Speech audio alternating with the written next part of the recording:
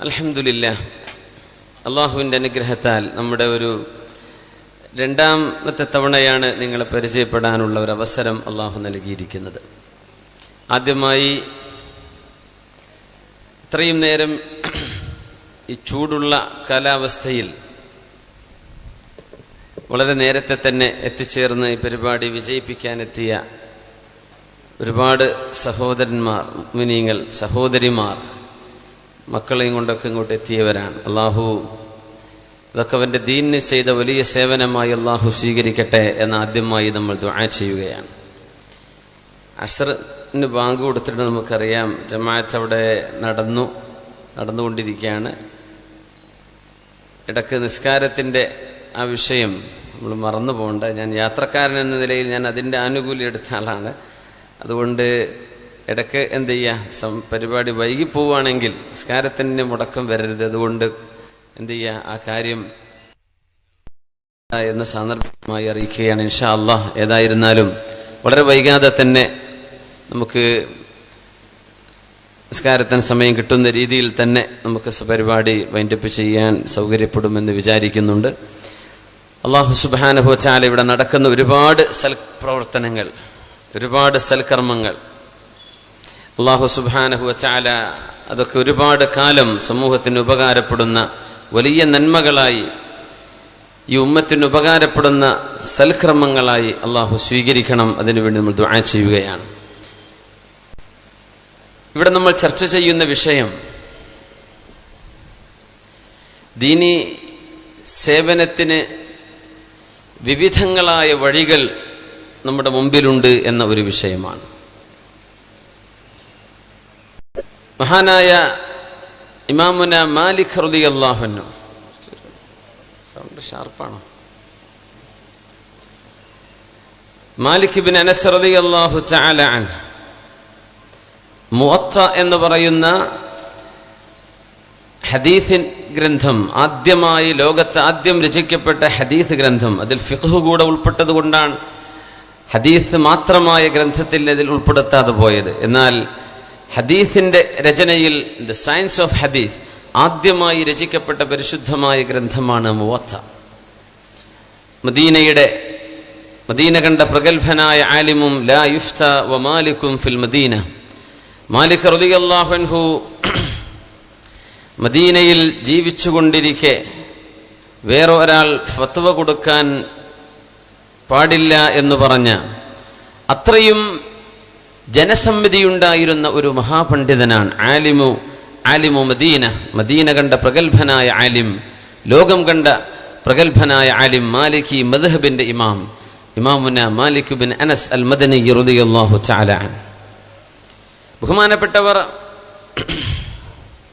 ഇൽമി സേവനത്തിൽ മുഴുകിയപ്പോൾ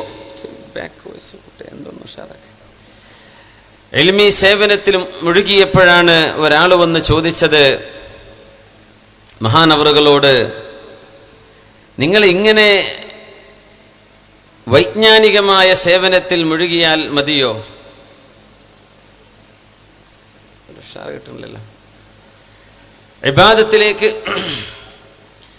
ഇബാദത്തിലേക്ക് വന്നിരുന്ന, ഒരുപാട് ഇബാദത്ത് ചെയ്തിരുന്ന ഒരു മഹാപണ്ഡിതൻ. ആബിദീങ്ങളായ ആളുകൾക്ക് ചിലപ്പോൾ ആലിമീങ്ങളെ കാണുമ്പോൾ അവരുടെ പ്രവർത്തനങ്ങൾ പോരല്ലോ, ഇബാദത്ത് വേണ്ട, ഇൽമ മാത്രം മതിയോ എന്ന് തോന്നും. ആലിമീങ്ങൾക്ക് ചില ആബിദീങ്ങളെ കാണുമ്പോൾ ഇൽമൊക്കെ കുറഞ്ഞു, കുറെ ഇബാദത്ത് മാത്രം മതിയോ, ഇൽമ വേണ്ടേ എന്ന് അങ്ങോട്ടും ചില ചോദ്യങ്ങൾ വരും.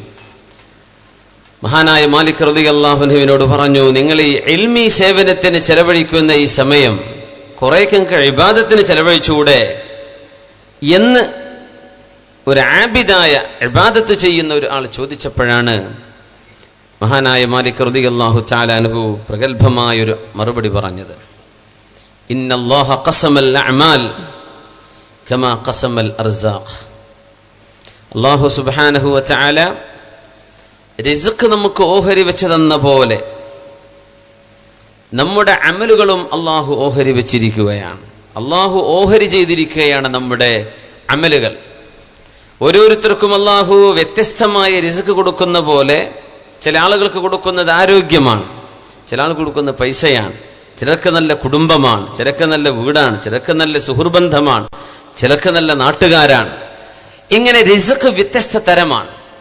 അതുപോലെ അല്ലാഹു സുബ്ഹാനഹു വ തആല അമലുകളെയും വ്യത്യസ്തമായി വിന്യസിച്ചിട്ടുണ്ട് എന്ന് മഹാനായ മാലിക് റളിയല്ലാഹു അൻഹു പറഞ്ഞു. അമാലുകളെ അള്ളാഹു വ്യത്യസ്തമാക്കിയിരിക്കുകയാണ്. ഓരോരുത്തരുടെയും സ്പെഷ്യലൈസേഷൻ ഒന്നല്ല.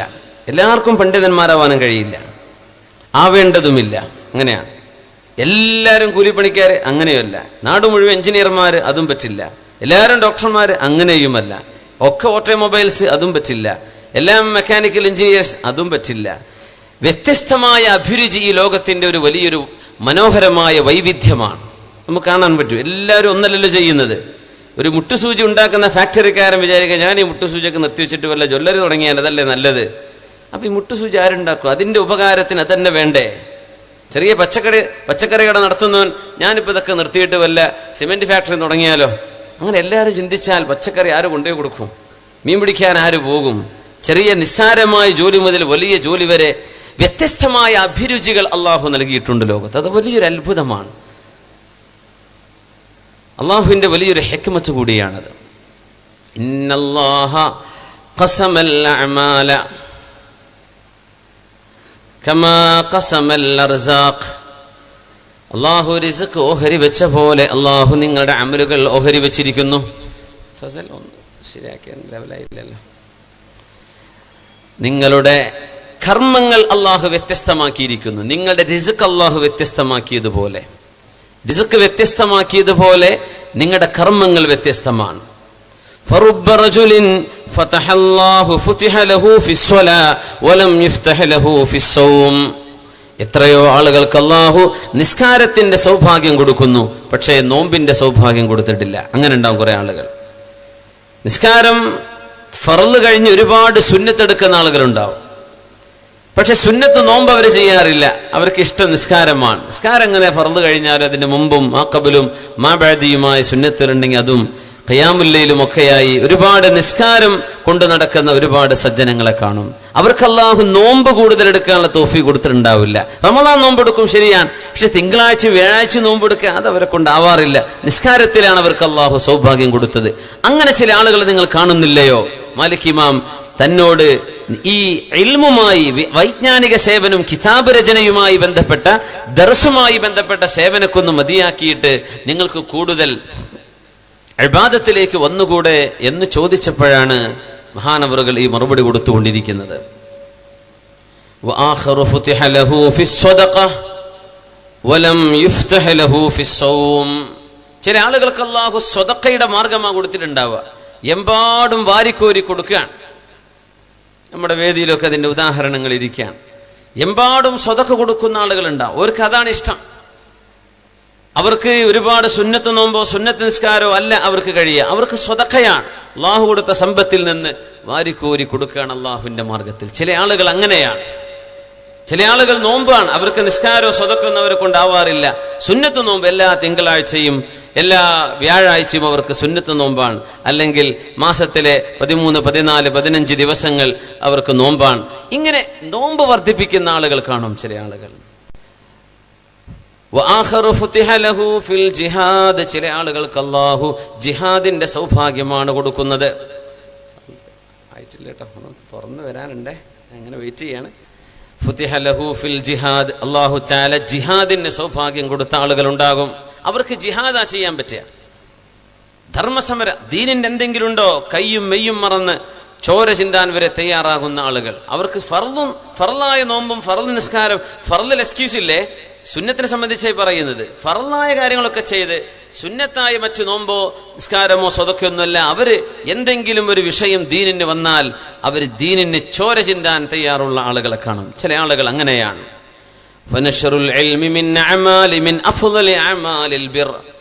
ഇൽമ് പ്രചരിപ്പിക്കുക എന്ന് പറഞ്ഞാൽ, ഇൽമ് പറഞ്ഞു കൊടുക്കുക എന്ന് പറഞ്ഞാൽ നന്മയുടെ വിവിധങ്ങളായ വഴികളിൽ ഏറ്റവും മനോഹരമായ വഴിയല്ലയോ എന്ന് മഹാനവറുകൾ ചോദിക്കുകയാണ്. അള്ളാഹു എനിക്ക് ഇൽമാണ് തന്നത്. മാലിക് ഇമാം പറയാൻ, ഞാൻ അതുകൊണ്ട് തൃപ്തനാണ്. എനിക്ക് സ്വതക്ക ചെയ്യാനോ കുറെ നിസ്കാരം, കുറെ നോമ്പോ, കുറെ ദിക്റോ എന്നെ കൊണ്ടായില്ല. പക്ഷേ നന്മകളിൽ ഒരു നന്മയാണ് ഇൽമുമായി ബന്ധപ്പെട്ട് ജീവിക്കുക എന്ന് പറഞ്ഞാൽ. ആ സൗഭാഗ്യം അള്ളാഹു എനിക്ക് തന്നുവല്ലോ, ഞാൻ അതിൽ സംതൃപ്തനാണെന്ന് മഹാനായ മാലിക് റളിയല്ലാഹു തആല അൻഹു. വമാ അദുന്നു മാ അന ഫീഹി ബിദൂനി മാ അൻത ഫീഹി വഅർജു അൻ യകൂന കിലാനാ അലാ ഖൈരിൻ വബിർ. ബഹുമാനപ്പെട്ടവർ പറയാണ്, നിങ്ങൾ ചെയ്യുന്ന നന്മ ഒട്ടും കുറവല്ല, ഞാൻ ചെയ്യുന്നതും കുറവല്ല, നമ്മൾ രണ്ടുപേരും നന്മയിലാണെന്നാണ് ഞാൻ മനസ്സിലാക്കുന്നത്. അതുകൊണ്ട് നിങ്ങൾ ഇബാദത്തിന്റെ വഴിക്ക് പോ, ഞാൻ എൻ്റെ ഇൽമിന്റെ വഴിയിലൂടെ പോവട്ടെ എന്ന് മഹാനായ മാലിക് റളിയല്ലാഹു തആല. ഇവിടെയാണ് നമ്മുടെ ചർച്ച ആരംഭിക്കുന്നത്. എല്ലാവർക്കും പള്ളി കമ്മിറ്റി ആവാൻ പറ്റില്ല, എല്ലാവർക്കും വാള് പറയെ അല്ലെങ്കിൽ പ്രഭാഷണം ചെയ്യേ എഴുത്തുകാരാവേ എല്ലാരെ കൊണ്ടും എല്ലാം കഴിയില്ല. ഓരോരുത്തർക്ക് കഴിയുന്ന ചില മേഖലകളുണ്ട്. ചില ആളുകൾ വിചാരിക്കും, റബ്ബേ ഇൽമല്ലേ വേണ്ടത്, ഇൽമല്ലേ ആവശ്യം. അപ്പോ ഇൽമ പഠിക്കാനും പഠിപ്പിക്കാനുമുള്ള സൗകര്യങ്ങളും അതിനുള്ള സാഹചര്യങ്ങളും തേടി പുറപ്പെടുന്ന ആളുകളെ കാണാം. അവർക്ക് ഇൽമ പഠിക്കലാണ്, അവർക്കതാണ് ഇഷ്ടം. മുഴുവൻ സമയം വായിക്കാൻ, മുഴുവൻ സമയം അവർ കേട്ടുകൊണ്ടിരിക്കുകയാണ്, ഇൽമിന്റെ മജ്ലിസിൽ ചെന്നിരിക്കുകയാണ്. ചില ആളുകൾ അങ്ങനെയാണ്. ചില ആളുകൾ വിചാരിക്കുന്നു, ഈ ഉമ്മത്ത് ഏറ്റവും കൂടുതൽ ആവശ്യമായിരിക്കുന്നത് അംറും ബിൽ മഅറൂഫ് വനഹ്യുൻ അനിൽ മുൻകർ, നന്മ കൽപ്പിക്കുകയും തിന്മ വിരോധിക്കുകയും ചെയ്യലാണ്. അപ്പോ നന്മ പറഞ്ഞു കൊടുക്കാനും തിന്മ വിരോധിക്കാനും ഒരു വിഭാഗം ആളുകൾ മുന്നിട്ടിറങ്ങും. അവരുടെ ഡ്യൂട്ടി അതാണ്. അവർ വാദം പറയാൻ, അവരാളുകൾക്ക് നന്മ പറഞ്ഞു കൊടുക്കാൻ, ആളുകളോട് തിന്മ ചെയ്യരുത് എന്ന് പറയാൻ അവർക്ക് അതാണ് കഴിയുന്നത്. വേറെ ചില ആളുകൾ വിചാരിക്കുന്നു, ഈ ഉമ്മത്തിനെ ഒരുപാട് ജനങ്ങൾ വഴിതെറ്റിപ്പോകുന്നുണ്ടല്ലോ, അവരൊക്കെ ഒന്ന് വഴി നടത്തേണമല്ലോ, അതുകൊണ്ട് ദഅവത്തിന്റെ മാർഗം ചെയ്യാം. ജനങ്ങളുടെ ഇടയിലേക്ക് ഇറങ്ങിച്ചെന്ന് ദഅവത്ത് ചെയ്യുന്ന ആളുകൾ. ചിലർ വിചാരിക്കും, അല്ല, ഇവിടെ കഷ്ടപ്പെടുന്ന ഒരുപാട് ആളുകളുണ്ടല്ലോ, അവർക്ക് എന്തെങ്കിലുമൊക്കെ സൗകര്യം ചെയ്തു കൊടുക്കണ്ടേ, അവർക്ക് ആശുപത്രി കൊണ്ടുപോയി കൊടുക്കണ്ടേ, പാവപ്പെട്ട കുട്ടികളെ കല്യാണം കഴിച്ചു കൊടുക്കണ്ടേ, അതുകൊണ്ട് റിലീഫ് പ്രവർത്തനമാണ് അവർക്കിഷ്ടം. കുറെ ആളുകൾ റിലീഫ് പ്രവർത്തനത്തിന് ഇറങ്ങുകയാണ്. കുറെ ആളുകൾ പള്ളിയിലാണ്, കുറെ ആളുകൾ അങ്ങാടിയിലാണ്, കുറെ ആളുകൾ മറ്റു പല പ്രവർത്തനങ്ങളിലാണ്. ഇങ്ങനെ വിവിധങ്ങളായ ആളുകൾ. ചില ആളുകൾ വിചാരിക്കും, എല്ലാം വേണമല്ലോ, എല്ലാറ്റിലും ഇടപെടുന്ന ആളുകളും കാണും. ഇങ്ങനെ നന്മയുടെ വഴികൾ വ്യത്യസ്തമാണ്. എല്ലാവരോടും എല്ലാം ചെയ്യാൻ കഴിയില്ല. എഴുത്തുകാരനായ ഒരാളോട് പ്രഭാഷണം ചെയ്യാൻ പറഞ്ഞിട്ട് കാര്യമില്ല. പ്രഭാഷണം ചെയ്യുന്ന ഒരാളോട് ഒരു എഴുത്തെഴുതാൻ ചിലപ്പോൾ അയാളെ കൊണ്ട് കഴിഞ്ഞില്ലെന്ന് വരും.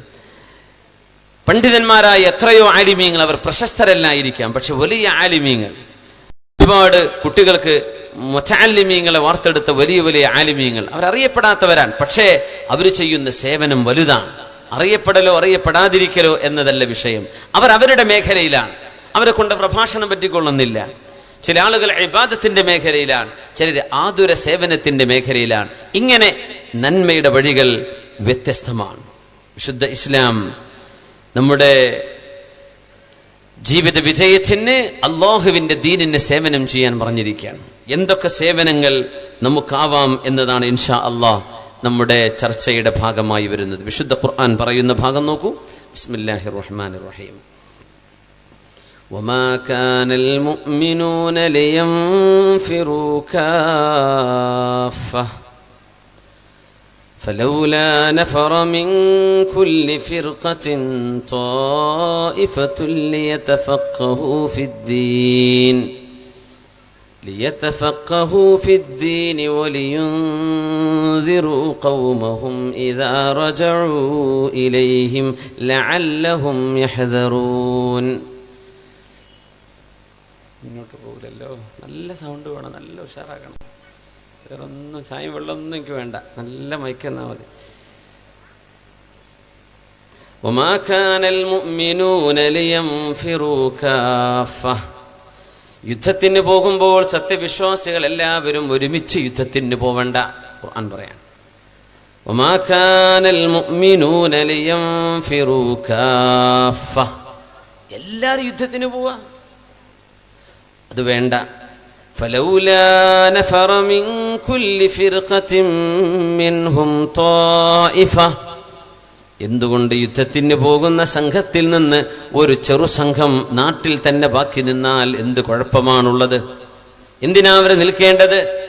ലിയതഫഖഹു ഫിദ്ദീൻ, ദീനിന്റെ കാര്യം പഠിച്ചു മനസ്സിലാക്കിയെടുക്കാൻ ഒരു പറ്റം വിദ്യാർത്ഥികൾ അവിടെ വേണം. യുദ്ധത്തിന് പോകുന്ന ആളുകൾക്ക് പഠിക്കാൻ കഴിയില്ല. അവർ യുദ്ധത്തിന് പോകുന്ന സമയത്ത് പരിശുദ്ധ റസൂലുള്ളാഹി സ്വല്ലല്ലാഹു അലൈഹി വസല്ലമ തങ്ങൾ ഒരുപാട് നന്മകൾ പറഞ്ഞു കൊടുക്കും. അത് പഠിക്കണമെങ്കിൽ അവർക്ക് സാഹചര്യമില്ലല്ലോ. അവർ തിരിച്ചു വരുമ്പോ വലിയുൻദിറൂ ഖൗമഹും ഇദാ റജഉ ഇലൈഹിം ലഅല്ലഹും യഹ്ദറൂൻ. യുദ്ധത്തിന് പോയ ആളുകളൊക്കെ തിരിച്ചു വരുമ്പോ അവർക്ക് പഠിപ്പിച്ചു കൊടുക്കാൻ, അവർക്ക് ഇൽമു പറഞ്ഞു കൊടുക്കാൻ വേണ്ടി ഒരു വിഭാഗം മുതഅല്ലിമീങ്ങൾ നാട്ടിൽ ബാക്കി വേണം, ഇവിടെ ബാക്കി നിൽക്കണം. എല്ലാവരും യുദ്ധത്തിന് പോയി മരിച്ചുപോയാൽ, ഷഹീദുകളായാൽ ദീൻ എങ്ങനെയാണ് നിലനിൽക്കുക?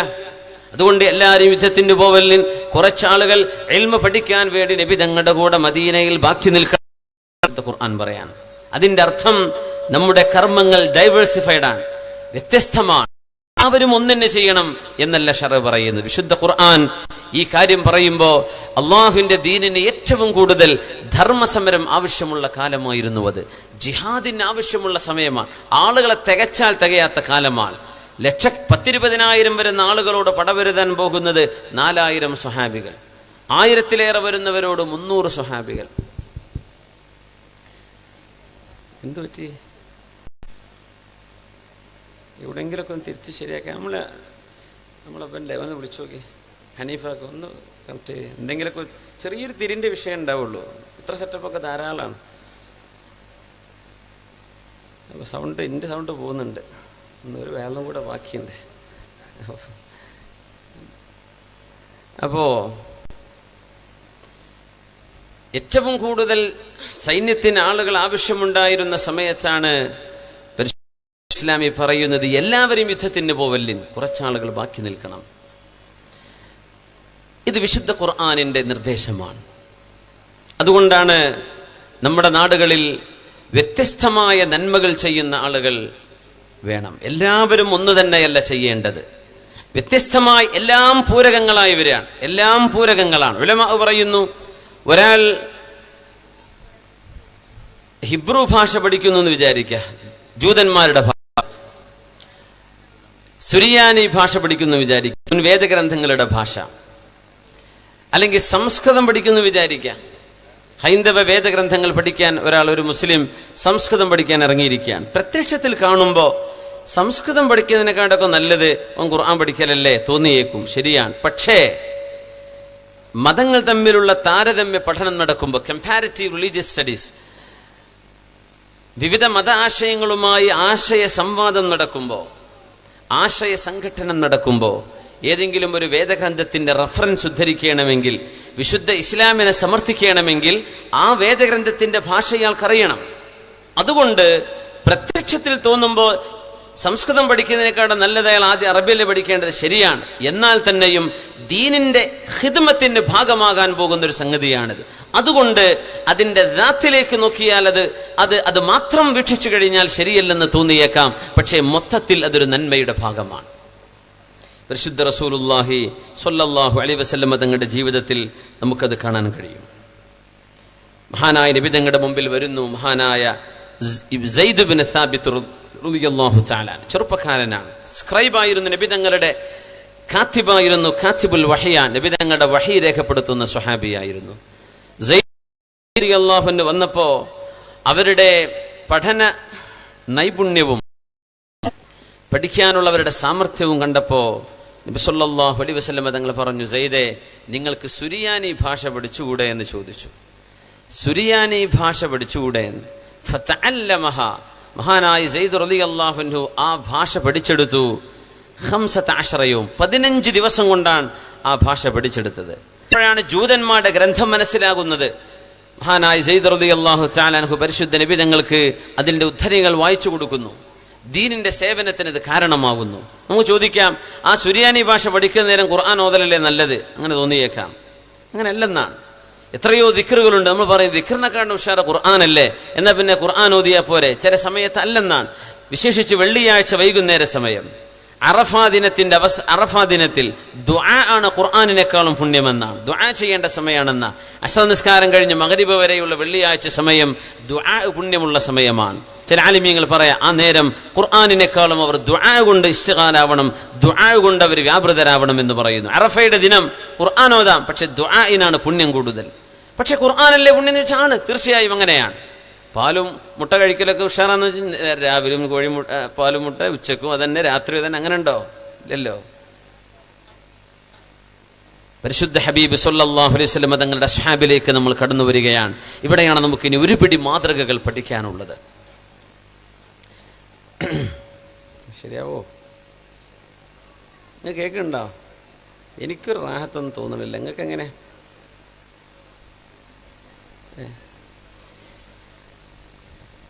സ്വഹാബികൾ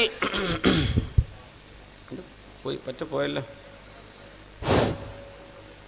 മഹാനായ അബൂബക്കർ സിദ്ദീഖ് റളിയല്ലാഹു തആല അൻഹു നബി തങ്ങൾ അവിടുത്തെ അസ്ഹാബിനെ സംബന്ധിച്ച് വിവരിക്കുന്നത് കാണുക. അർഹമു ഉമ്മതി ബി ഉമ്മതി അബൂബക്കർ. പരിശുദ്ധ റസൂലുള്ളാഹി സ്വല്ലല്ലാഹു അലൈഹി വസല്ലം അർഹമു ഉമ്മതി ബി ഉമ്മതി അബൂബക്കർ. എൻ്റെ ഉമ്മത്തികളിൽ എൻ്റെ ഉമ്മത്തികളോട് ഏറ്റവും കാരുണ്യമുള്ള ഒരാൾ അത് സിദ്ദീഖ് റളിയല്ലാഹു അൻഹുവാണ്. നബി തങ്ങൾ പറയാം, സിദ്ദീഖ് തങ്ങളാണ് എൻ്റെ ഉമ്മത്തികളിൽ റഹ്മത്തുള്ള ആൾ, ഏറ്റവും കൂടുതൽ കരുണ എൻ്റെ ഉമ്മത്തികളോട് തോന്നുന്ന ആൾ സിദ്ദീഖ് റളിയല്ലാഹു അൻഹുവാണ്. വഅശദ്ദുഹും ഫീ അംരില്ലാഹി ഉമറു വഅശദ്ദുഹും ഫീ അംരില്ലാഹി ഉമറു വഅശദ്ദുഹും ഫീ അംരില്ലാഹി ഉമറു. അല്ലാഹുവിൻ്റെ വിഷയത്തിൽ ഏറ്റവും കഠിനമായ കർക്കശമായ സ്വഭാവം വെച്ച് പുലർത്തുന്നത് ഉമർ റളിയല്ലാഹു അൻഹുവാണ്. വഅസ്ദഖുഹും ഹയാഅൻ ഉസ്മാൻ. എൻ്റെ സ്വഹാബികളിൽ ഏറ്റവും കൂടുതൽ സത്യസന്ധതയുള്ളവരും ലജ്ജയുള്ളവരും അല്ലാഹുവിൻ്റെ മുമ്പിൽ നാണമുള്ളവരും ഉസ്മാൻ റളിയല്ലാഹു അൻഹുവാണ്. വഅഖറഉഹും ലികിതാബില്ലാഹി ഉബയ്യ് ഇബ്നു കഅബ്. അല്ലാഹുവിൻ്റെ കിതാബ് ഏറ്റവും കൂടുതൽ ഓതുകയും പഠിക്കുകയും ചെയ്യുന്ന ആള് ഉബയ്യ് ഇബ്നു കഅബ് റളിയല്ലാഹു അൻഹുവാണ്. വഅഫ്റദുഹും സയ്യിദ് ഇബ്നു സാബിത്ത്.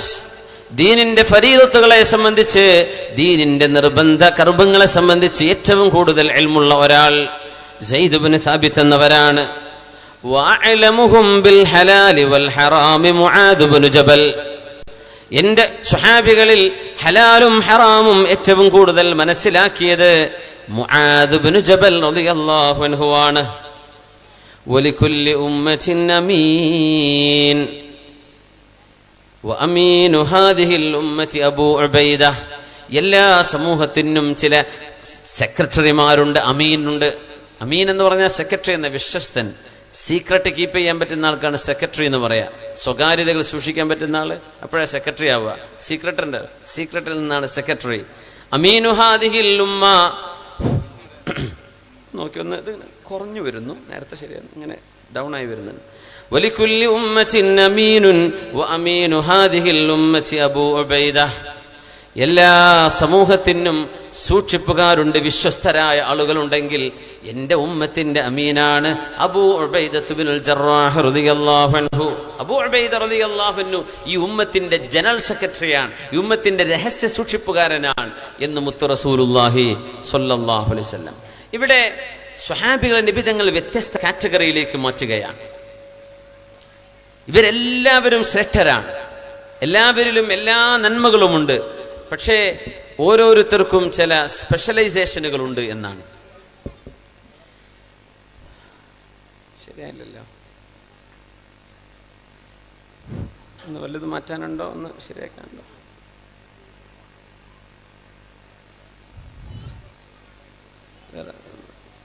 നമ്മുടെ ജനറേറ്ററൊക്കെ പവർഫുൾ തന്നെയല്ലേ? അങ്ങനെ കുറഞ്ഞു സൗണ്ട് വരുന്നല്ലേ? അർഹമു ഉമ്മതി ബി ഉമ്മതി അബൂബക്കർ റളിയല്ലാഹു അൻഹു. ഖൽബ് കൊണ്ട് ഉമ്മത്തികളോട് വളരെയധികം സ്നേഹമുണ്ടായിരുന്ന, കരുണയുണ്ടായിരുന്ന ഈ ഉമ്മത്തികളോട് ഏറ്റവും കൂടുതൽ ആർദ്രതയും സ്നേഹവും കാണിച്ച ആള്, അള്ളാഹുവിന്റെ റഹ്മത്ത് എമ്പാടും കിട്ടിയ മഹാനാണ് മഹാനായ അബൂബക്കർ സിദ്ദീഖ് റളിയല്ലാഹു അൻഹു. മാറ്റണോ? നമുക്ക് മാറ്റി വെച്ചോ, ഇത് ശരിയാണല്ലോ.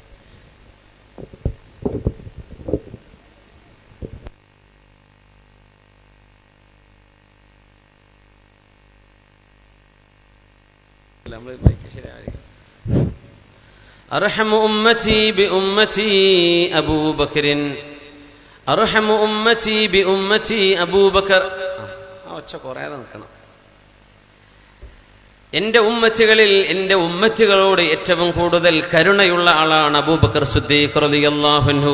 റഹ്മത്തുള്ള ആളാണ്.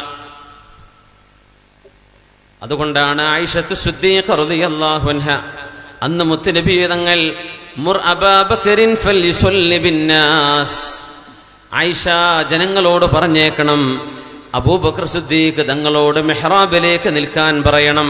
നബി തങ്ങൾക്ക് അസുഖമായി കിടക്കുമ്പോ മദീനത്തെ പള്ളിയിൽ ജമാഅത്ത് നടക്കുമ്പോ ജമാഅത്തിന് ഇമാം നിൽക്കാൻ മുത്തുനബി തങ്ങൾക്ക് വരാതെ കഴിഞ്ഞപ്പോ സിദ്ദീഖ് റളിയല്ലാഹു അൻഹുവിനോട് ഇമാം നിൽക്കാൻ പറയണമെന്ന് പറഞ്ഞു.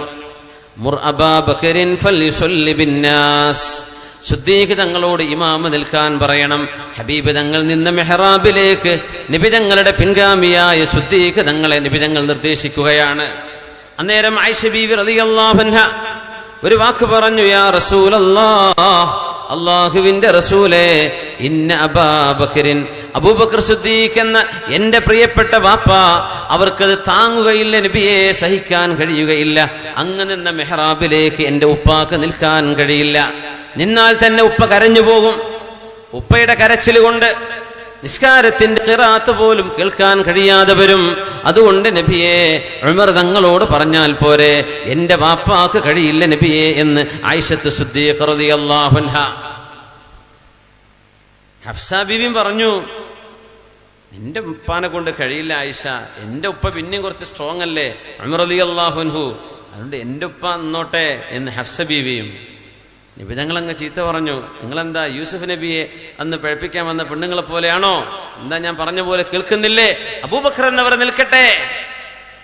അല്ലാഹുവിന്റെ റസൂൽ ലിഹിക്മത്തിൻ അലിമഹ, നബി തങ്ങൾക്ക് മനസ്സിലായ ഒരു ഹിക്മത്ത് കൊണ്ടും അല്ലാഹുവിന്റെ നിർദ്ദേശം കൊണ്ടും സിദ്ദീഖ് തങ്ങളോട് നിൽക്കാൻ വേണ്ടി പറയാണ്. പക്ഷെ സിദ്ദീഖ് എന്നവർ കരയാണ്, ഭയങ്കര കരച്ചിലാണ്. മഹാനവറുകളുടെ ഖിറാഅത്ത് പോലും കേൾക്കാൻ കഴിഞ്ഞില്ലെന്നാണ് കരച്ചിലുകൊണ്ട്. അത്രയും കാരുണ്യം കൽബിലുണ്ടായിരുന്ന മഹാനാണ് സിദ്ദീഖ് റളിയല്ലാഹു തആല അൻഹു. നമ്മുടെ സംഘാടകർ ഒരു ബക്കറ്റുമായിട്ട് നിങ്ങളുടെ അടുത്തേക്ക് വരുന്നുണ്ട്. എല്ലാവരും നല്ലൊരു സ്വതക്ക കൊടുത്ത് നല്ലൊരു പുണ്യം കരസ്ഥമാക്കണേ. അല്ലാഹു തആല വിജയിപ്പിക്കട്ടെ. ആമീൻ. വഅശദ്ദുഹും ഫീ അംരില്ലാഹി ഉമറു വഅശദ്ദുഹും ഫീ അംരില്ലാഹി ഉമറു, അല്ലാഹുവിന്റെ വിഷയത്തിൽ ഏറ്റവും കർക്കശമായ സ്വഭാവം സ്വീകരിക്കുന്നത് ഉമർ ഇബ്നുൽ ഖത്താബ് റളിയല്ലാഹു അൻഹു ആണ്. കഠിനമാണ്. ഇദൻ തുഹിക ഹുർമത്തുൻ മിൻ ഹുറുമാത്തില്ലാഹ്, അല്ലാഹുവിന്റെ പവിത്രമായ പാവനമായ എന്തെങ്കിലും ശരീഅത്തിന്റെ ഒരു വിഷയത്തിൽ ലംഘനം സംഭവിച്ചാൽ മഹാനായ ഫാറൂഖ് റളിയല്ലാഹു തആല അൻഹു വളരെ പെട്ടെന്ന് ദേഷ്യം പിടിക്കുമായിരുന്നു. അശദ്ദുഹും അലാഹു ബിദ്ദിറ, എന്തെങ്കിലും കണ്ടാൽ ഉടനെ ചാട്ടവാറെടുക്കുകയാണ്. അലാഹു ബിദ്ദിറ, അങ്ങനെയാണ് ഉമർ റളിയല്ലാഹു അൻഹു. വഅസ്ദഖുഹും ഹയാഅൻ ഉസ്മാൻ, എന്റെ സ്വഹാബികളിൽ ഏറ്റവും കൂടുതൽ ലജ്ജയും നാണവുമുള്ളത് അല്ലാഹുവിന്റെ അടുത്ത് സത്യസന്ധരായവർ, എമ്പാടും സത്യസന്ധതയും ഹയാവുമുള്ളവർ. അസ്ദഖുഹും ഹയാഅൻ, ഏറ്റവും നല്ല ഹയാ ഉള്ളവർ. ഹയാ എന്ന് പറഞ്ഞാൽ ലജ്ജ എന്നാണ്. ഖുലുഖുൻ യംനഉൽ അബ്ദ അൻ മഅസിയത്തില്ലാഹ്, തിന്മ പോവാതെ ഒരു മനുഷ്യനെ തടഞ്ഞു നിർത്തുന്ന സ്വഭാവമാണ് ശറഇൽ ലജ്ജ എന്ന് പറഞ്ഞാൽ. തിന്മയിലേക്ക് പോവാതെ നിൽക്കുക. അത് മഹാനായ ഉസ്മാൻ ഇബ്നു അഫ്ഫാൻ റളിയല്ലാഹു അൻഹു ആണ്. നബി തങ്ങൾ വീട്ടിൽ കിടക്കുകയാണ്. ആ സമയം തങ്ങളുടെ ഭാര്യമാരവിടെ ഉണ്ട്. തങ്ങളൊരു കട്ടിലിൽ കിടക്കുന്നു. അവിടുത്തെ തുണി കാലിന്റെ മീതെയാണ്, കാൽമുട്ടിനോട് ചേർന്ന് നിൽക്കുകയാണ്. സിദ്ദീഖ് റളിയല്ലാഹു അൻഹു കടന്നു വരുന്നു വീട്ടിലേക്ക്. നബി തങ്ങൾ അവിടെ തന്നെ കടന്നു. അങ്ങനെ സിദ്ദീഖ് റളിയല്ലാഹു തആല അൻഹു അകത്തേക്ക് കടന്നു. സിദ്ദീഖ് തങ്ങൾ ഇവിടെ കയറിയിരുന്നു. നബി തങ്ങളുടെ സംസാരം കേൾക്കുന്നു. ആ ചർച്ചയിൽ പങ്കുചേരുന്നു. പിന്നെ വരുന്നു ഉമർ ഇബ്നുൽ ഖത്താബ് റളിയല്ലാഹു അൻഹു. തങ്ങൾ അങ്ങനെ തന്നെ കിടക്കുന്നു. സലാം പറയുന്നു, സലാം അടക്കുന്നു. ആയിഷ ബീവി റളിയല്ലാഹു അൻഹ ഇതൊക്കെ കാണാൻ. പിന്നെ മൂന്നാമത് വരുന്നു ഉസ്മാൻ ഇബ്നു അഫ്ഫാൻ റളിയല്ലാഹു അൻഹു. അവര് വന്നപ്പോ നബി തങ്ങളുടെ എഴുന്നേറ്റിരുന്നു. വസ്ത്രമൊക്കെ ഒന്ന് ലെവലാക്കി, ഒന്ന് കുപ്പായൊക്കെ വളരെ ഒന്ന് താഴേക്കിട്ട് നബി തങ്ങൾ എഴുന്നേറ്റെന്ന് സ്വീകരിച്ചു ഉസ്മാൻ റളിയല്ലാഹു അൻഹുവിനെ. ഇത് കണ്ടപ്പോ ആയിഷ ബീവി ചോദിച്ചു, പൊന്നാര നബിയെ, എന്റെ പ്രിയപ്പെട്ട വാപ്പ വന്നപ്പോ അങ്ങ് അവിടെ തന്നെ കടന്നു. ഹഫ്സയുടെ വാപ്പ വന്നു. അങ്ങപ്പോഴും ഒന്നും ചെയ്തില്ല, അങ്ങ് സലാം പറഞ്ഞു അവിടെ തന്നെ കിടക്കുകയാണ്. ഉസ്മാൻ തങ്ങൾ വന്നപ്പോ എന്തേ ആ വസ്ത്രമൊക്കെ ഒന്ന് ലെവലാക്കി നബി തങ്ങളൊന്ന് എഴുന്നേറ്റ് ഉസ്മാൻ തങ്ങളെ വല്ലാതെ അങ്ങ് സ്വീകരിച്ചല്ലോ. എന്താ നബിയെ ഇതിന്റെ പൊരുൾ എന്ന് ചോദിച്ചപ്പോഴാണ് കൈഫല, എന്തുകൊണ്ട് ഞാൻ ചെയ്യാതിരിക്കും? ഹുവല്ലദീ തസ്തഹീ മിൻഹു മലായികത്തുർ റഹ്മാൻ, കാരുണ്യവാനായ അള്ളാഹുവിന്റെ മലക്കുകൾ പോലും നാണിച്ചു പോകാറുണ്ട് ഉസ്മാൻ തങ്ങളുടെ ലജ്ജ കാണുമ്പോ. അങ്ങനത്തെ ഒരു മഹാൻ വരുമ്പോ ഞാൻ എഴുന്നേൽക്കണ്ടയോ? ഞാൻ ആ ഒരു മഹത്വം അവർക്ക് അംഗീകരിച്ചു കൊടുക്കേണ്ടയോ എന്ന് മുത്തുനബി തങ്ങൾ ഉസ്മാൻ തങ്ങളെ കണ്ടപ്പോ മഹാനായ റസൂലുള്ളാഹി സ്വല്ലല്ലാഹു അലൈഹി വസല്ലം, നബിയുടെ പുതിയാപ്പിളയാണ് ഉസ്മാൻ എന്നവര്, നബി തങ്ങളുടെ പുതിയാപ്പിളയായിരുന്നു. റുഖയ്യ ബീവിയെയും ഉമ്മു കുൽസൂം റളിയല്ലാഹു അൻഹയെയും 2 പെൺമക്കളെ വിവാഹം ചെയ്ത മഹാനാണ് ഉസ്മാൻ ഇബ്നു അഫ്ഫാൻ ദുന്നൂറൈൻ റളിയല്ലാഹു തആല. പക്ഷേ ഭയങ്കര നാണമായിരുന്നു ഉസ്മാൻ തങ്ങൾക്ക്, അള്ളാഹുവിന്റെ വിഷയത്തിൽ വലിയ നാണമായിരുന്നു. കരയുമായിരുന്നു, ഒറ്റയ്ക്കിരിക്കുമ്പോ കരയും, ഖബർ കണ്ടാൽ കരയും. അങ്ങനത്തെ മഹാനായിരുന്നു ഉസ്മാൻ ഇബ്നു അഫ്ഫാൻ റളിയല്ലാഹു അൻഹു. വഅഖറഉഹും ലികിതാബില്ലാഹി ഉബയ്യ് ഇബ്നു കഅബ്, അല്ലാഹുവിന്റെ ഗ്രന്ഥം ഖുർആൻ ഏറ്റവും കൂടുതൽ പഠിക്കുകയും മനസ്സിലാക്കുകയും ഓതുകയും ചെയ്യുന്ന ആൾ ഉബയ്യ് ഇബ്നു കഅബ് റളിയല്ലാഹു അൻഹു ആണ്. വഅഫറദുഹും സയ്യിദ് ഇബ്നു സാബിത് വഅലമുഹും ബിൽ ഹലാൽ വൽ ഹറാം മുആദ് ഇബ്നു ജബൽ. ولكل أمة أمين وأمين هذه الأمة أبو عبيدة رضي الله عنهم أجمعين. പരിശുദ്ധ റസൂലുള്ളാഹി സ്വല്ലല്ലാഹു അലൈഹി വസല്ലമ തങ്ങളുടെ സ്വഹാബികളിൽ ഓരോരുത്തരെയും ഓരോരോ മേഖലകളിൽ നബി തങ്ങൾ ഉയർത്തി വെച്ചിരിക്കുന്നു. ഒരാൾ നാണം, ഒരാൾ സത്യസന്ധത, ഒരാൾ ദീനിന്റെ വിഷയത്തിൽ വളരെ കടുത്ത സമീപനം, മറ്റൊരാൾ അള്ളാഹുവിന്റെ കിതാബ് പഠിച്ചവർ, വേറൊരാൾ ഹലാലും ഹറാമും പഠിച്ചവർ, വേറൊരാൾ ഫരീദത്തുകളെ സംബന്ധിച്ച് പഠിച്ചവർ, വേറെ ഒരാൾ ഈ ഉമ്മത്തിന്റെ രഹസ്യ സൂക്ഷിപ്പുകാരൻ. ഓരോ സ്വഹാബികൾക്കും ഓരോരുത്തരോട് യോജിച്ച പദവികൾ നൽകി ആദരിക്കുകയായിരുന്നു പരിശുദ്ധ റസൂലുള്ളാഹി സ്വല്ലല്ലാഹു. തീ വിറക് വെച്ചു കൊടുത്തില്ലെങ്കിൽ ഈ ദൈവം കെട്ടുപോകും. ഇതാണോ ഈ ലോകം പടച്ചത്? ഇതാണോ എന്നെ പടച്ചത്? ഇതാണോ എന്റെ വാപ്പയെ പടച്ചത്? ഈ തീയാണോ നമുക്ക് സൂര്യനും വെളിച്ചവും മഴയും എല്ലാം ഇരുട്ടും രാവും പകലും ഇതൊക്കെ തരുന്നത്? ഈ തീയോ? അങ്ങനെ ഇരിക്കുമ്പോൾ തൊട്ടടുത്ത ഒരു ക്രിസ്തീയ ദേവാലയത്തിൽ നിന്ന് പ്രാർത്ഥനയുടെ ശബ്ദം കേൾക്കുന്നത്. അവിടേക്ക് ഓടിച്ചെല്ലുകയാണ്. അവിടെ കണ്ടപ്പോൾ വല്ലാത്ത രസം തോന്നി. പാപ്പയോട് വീട്ടിലേക്ക് വൈകി വന്നപ്പോ മോൻ പറഞ്ഞു, ഉപ്പ ഞാൻ അവിടെ ചെന്നപ്പോ നമ്മൾ ആരാധിക്കുന്നൊന്നും അല്ല ശരി, അവിടെ വളരെ നല്ല മനോഹരമായൊരു ഇബാദത്ത് ഞാൻ കണ്ടു. അവര് കണ്ണുകൊണ്ട് കാണപ്പെടാത്തൊരു ദൈവത്തെയാണ്, ഏകനായ ദൈവത്തെയാണ് അവർ ആരാധിക്കുന്നത്. അന്ന് മുഹമ്മദ് നബി സ്വല്ലല്ലാഹു അലൈഹി വസല്ലം തങ്ങൾ നബിയായി വന്നിട്ടില്ല.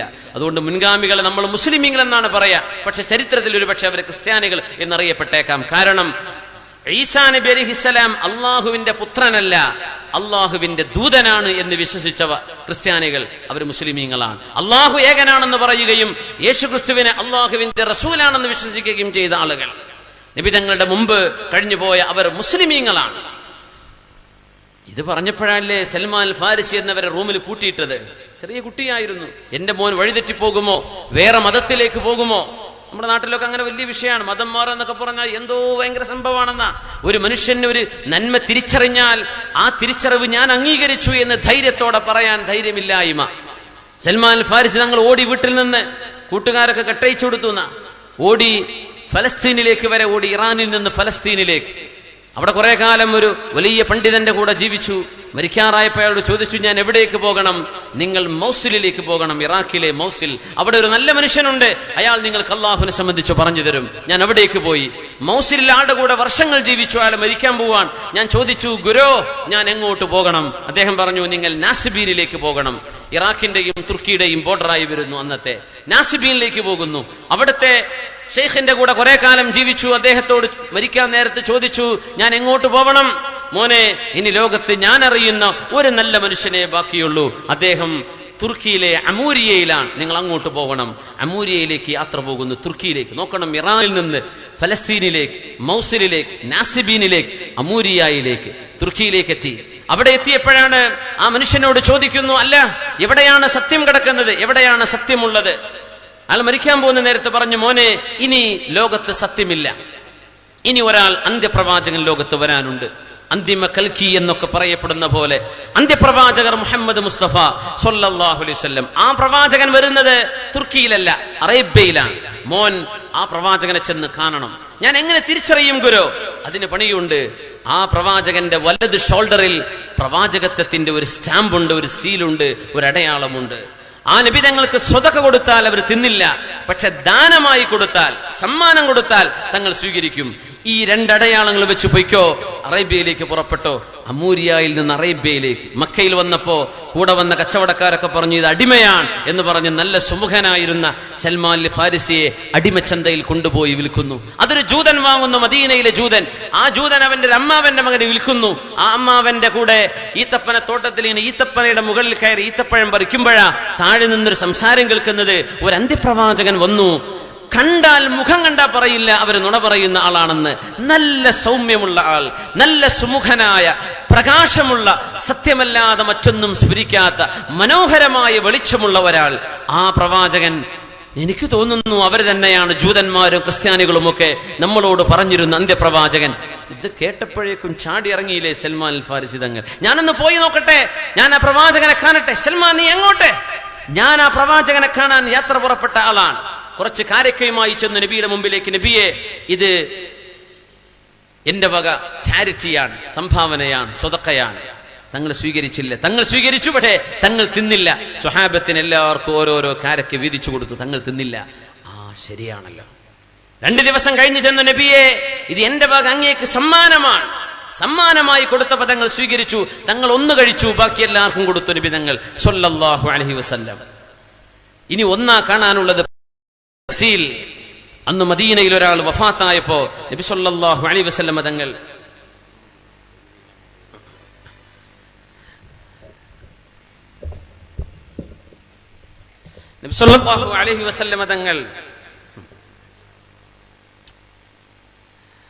ഒരു മയ്യത്തിനെ മറവ് ചെയ്യാനുള്ള ഫ്യൂണറൽ കർമ്മം ചെയ്തുകൊണ്ടിരിക്കുകയാണ്. ആ സമയത്ത് നബി തങ്ങളുടെ തോളിൽ ഒരു തട്ടമാണ് ഉണ്ടായിരുന്നത്.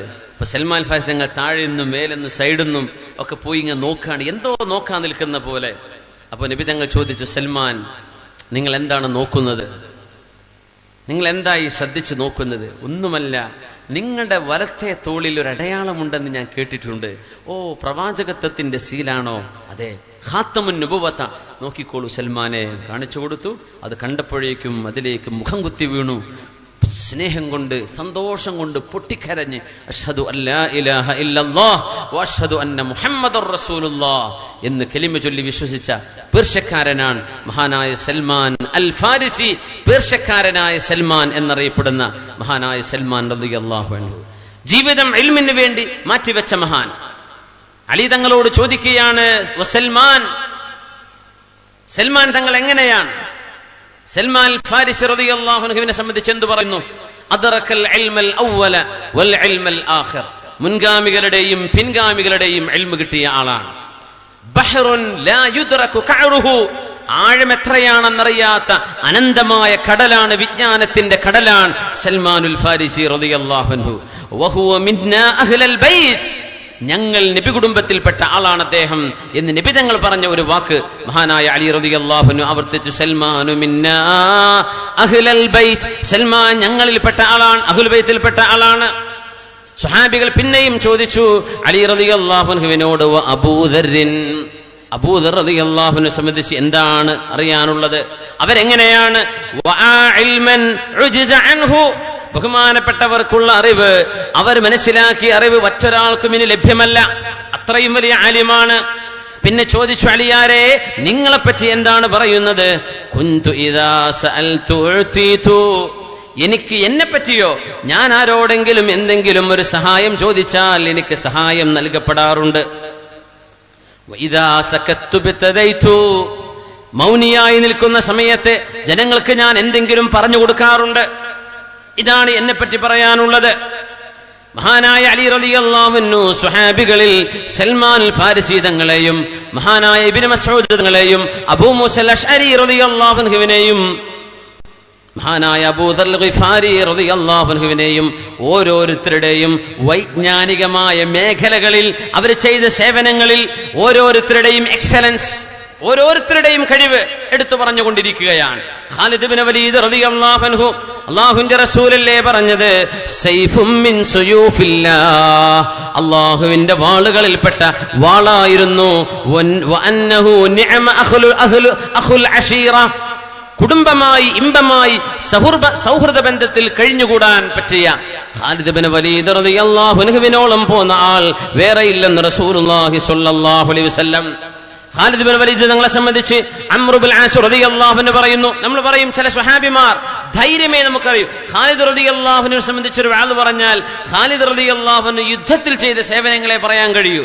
ഖാലിദ് തങ്ങളുടെ ഒരു ഫത്വയോ ഖുർആന്റെ തഫ്സീറിന്റെ വ്യാഖ്യാനമോ അവർ ഹദീസ് റിപ്പോർട്ട് ചെയ്തതോ നമുക്കധികം കാണാൻ കഴിയുന്നില്ല. എന്തുകൊണ്ട് കഴിയുന്നില്ല? ഖാലിദ് തങ്ങൾ തന്നെ പറയാൻ പോവാണ് റളിയല്ലാഹു തആല. ഓരോരുത്തരുടെയും മേഖല വ്യത്യസ്തമാണ്. ചില ആളുകൾക്ക് അതിനെ കഴിയൂ, ചില ആളുകൾക്ക് വേറത് കഴിയില്ല. അള്ളാഹു ചില വിഷയങ്ങളിൽ അവർക്ക് ഖൈർ നൽകുന്നു, അവരത് നന്നായി ഉപയോഗപ്പെടുത്തുന്നു. മഹാനായ അംർ ഇബ്നു ആസ് റളിയല്ലാഹു അൻഹു പറഞ്ഞു, മാ അദല ബി റസൂലുള്ളാഹി സ്വല്ലല്ലാഹു അലൈഹി വസല്ലം വബിഖാലിദിൻ ഫീ ഹർബിഹി അഹദൻ മുൻദു അസ്ലംനാ. ഞാനും ഖാലിദ് എന്നവരും മുസ്ലിമീങ്ങളായതിന്റെ ശേഷം ഖാലിദ് ഇബ്നു വലീദ് എന്നവരും അംർ ഇബ്നു ആസ് റളിയല്ലാഹു അൻഹും രണ്ടുപേരും വളരെ വൈകിയ മുസ്ലിമീങ്ങളായത്. മക്കം ഫതഹിന്റെ ഒക്കെ മുമ്പാണ്, തൊട്ട് മുമ്പാണ് മുസ്ലിമായപ്പോ. കാരണം ഹുദൈബിയ സന്ധി നടക്കുമ്പോ ഖാലിദ് റളിയല്ലാഹു അൻഹു ഒക്കെ ഇസ്ലാമിന്റെ വിരുദ്ധപക്ഷത്താണ്. ഉംറക്ക് ചെന്നപ്പോഴേ ലബ്ബൈക അല്ലാഹുമ്മ ലബ്ബൈക എന്ന് പറഞ്ഞു നബിയും സ്വഹാബികളും കുറച്ച് ഈത്തപ്പനയും വെള്ളമുള്ള സ്ഥലത്ത് വിശ്രമിക്കാൻ നിന്നപ്പോ അവിടെ വരെ കുതിരയെ കൊണ്ടുവന്ന് പ്രകോപിപ്പിച്ച് യുദ്ധമുണ്ടാക്കാൻ നോക്കിയ ആളാണ് ഖാലിദ് ഇബ്നു വലീദ് റളിയല്ലാഹു അൻഹു. പിന്നെ മുസ്ലിം ആവുന്നത് മഹാനവറുകൾ പറയാൻ, ഞങ്ങൾ മുസ്ലിമീങ്ങളായതിന്റെ ശേഷം രണ്ടുപേരും കൂട്ടുകാരാ, അംർ ഇബ്നു ആസ് റളിയല്ലാഹു അൻഹും, ഞങ്ങൾ മുസ്ലിമീങ്ങളായതിന്റെ ശേഷം യുദ്ധത്തിൽ ഞങ്ങളെയാ നബി തങ്ങൾ എപ്പോഴും മുമ്പിൽ നിർത്തിയിരുന്നത്.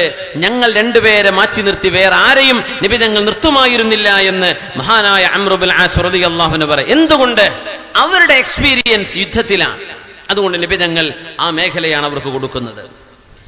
മഹാനായ ഇമാമുന ബുഖാരി റളിയല്ലാഹു അൻഹും ഇമാം മുസ്ലിം തങ്ങളും സ്വഹീഹൈനിൽ ഉദ്ധരിച്ചിട്ടുള്ള സംഭവം കാണാൻ കഴിയും. ഇഹ്തബസ അദ്റാഉഹു വഉദ്ദതുഹു ഫീ സബീലില്ലാഹ്. ഹുനൈൻ യുദ്ധം നടക്കുമ്പോൾ മഹാനായ ഖാലിദ് ഇബ്നു വലീദ് റളിയല്ലാഹു അൻഹു അല്ലാഹുവിന്റെ മാർഗത്തിൽ തന്റെ പടയങ്കി മുഴുവനും അല്ലാഹുവിന് കൊടുക്കുക. ഒരു സ്വഹാബിയോട് സക്കാത്ത് വാങ്ങിക്കാൻ വേണ്ടി നബി തങ്ങൾ പറഞ്ഞയച്ചപ്പോ സ്വഹാബി വന്ന് പറഞ്ഞു, നബിയെ, എല്ലാവരും സക്കാത്ത് തന്നു, നിങ്ങളുടെ വാപ്പയുടെ സഹോദരൻ അബ്ബാസ് റളിയല്ലാഹു അൻഹു സക്കാത്ത് തന്നിട്ടില്ല, ഖാലിദ് ഇബ്നു വലീദ് എന്നവരും സക്കാത്ത് തന്നിട്ടില്ല, ബാക്കി എല്ലാവരും തന്നു എന്ന് ഒരു പരാതി പറഞ്ഞു നബിയോട്. എല്ലാവരും സക്കാത്ത് തന്നു, രണ്ടാള് തന്നിട്ടില്ല. ആരാ തരാത്തത്? ഒന്ന് ഖാലിദ് ഇബ്നു വലീദ് റളിയല്ലാഹു അൻഹു, മറ്റേതാരാ?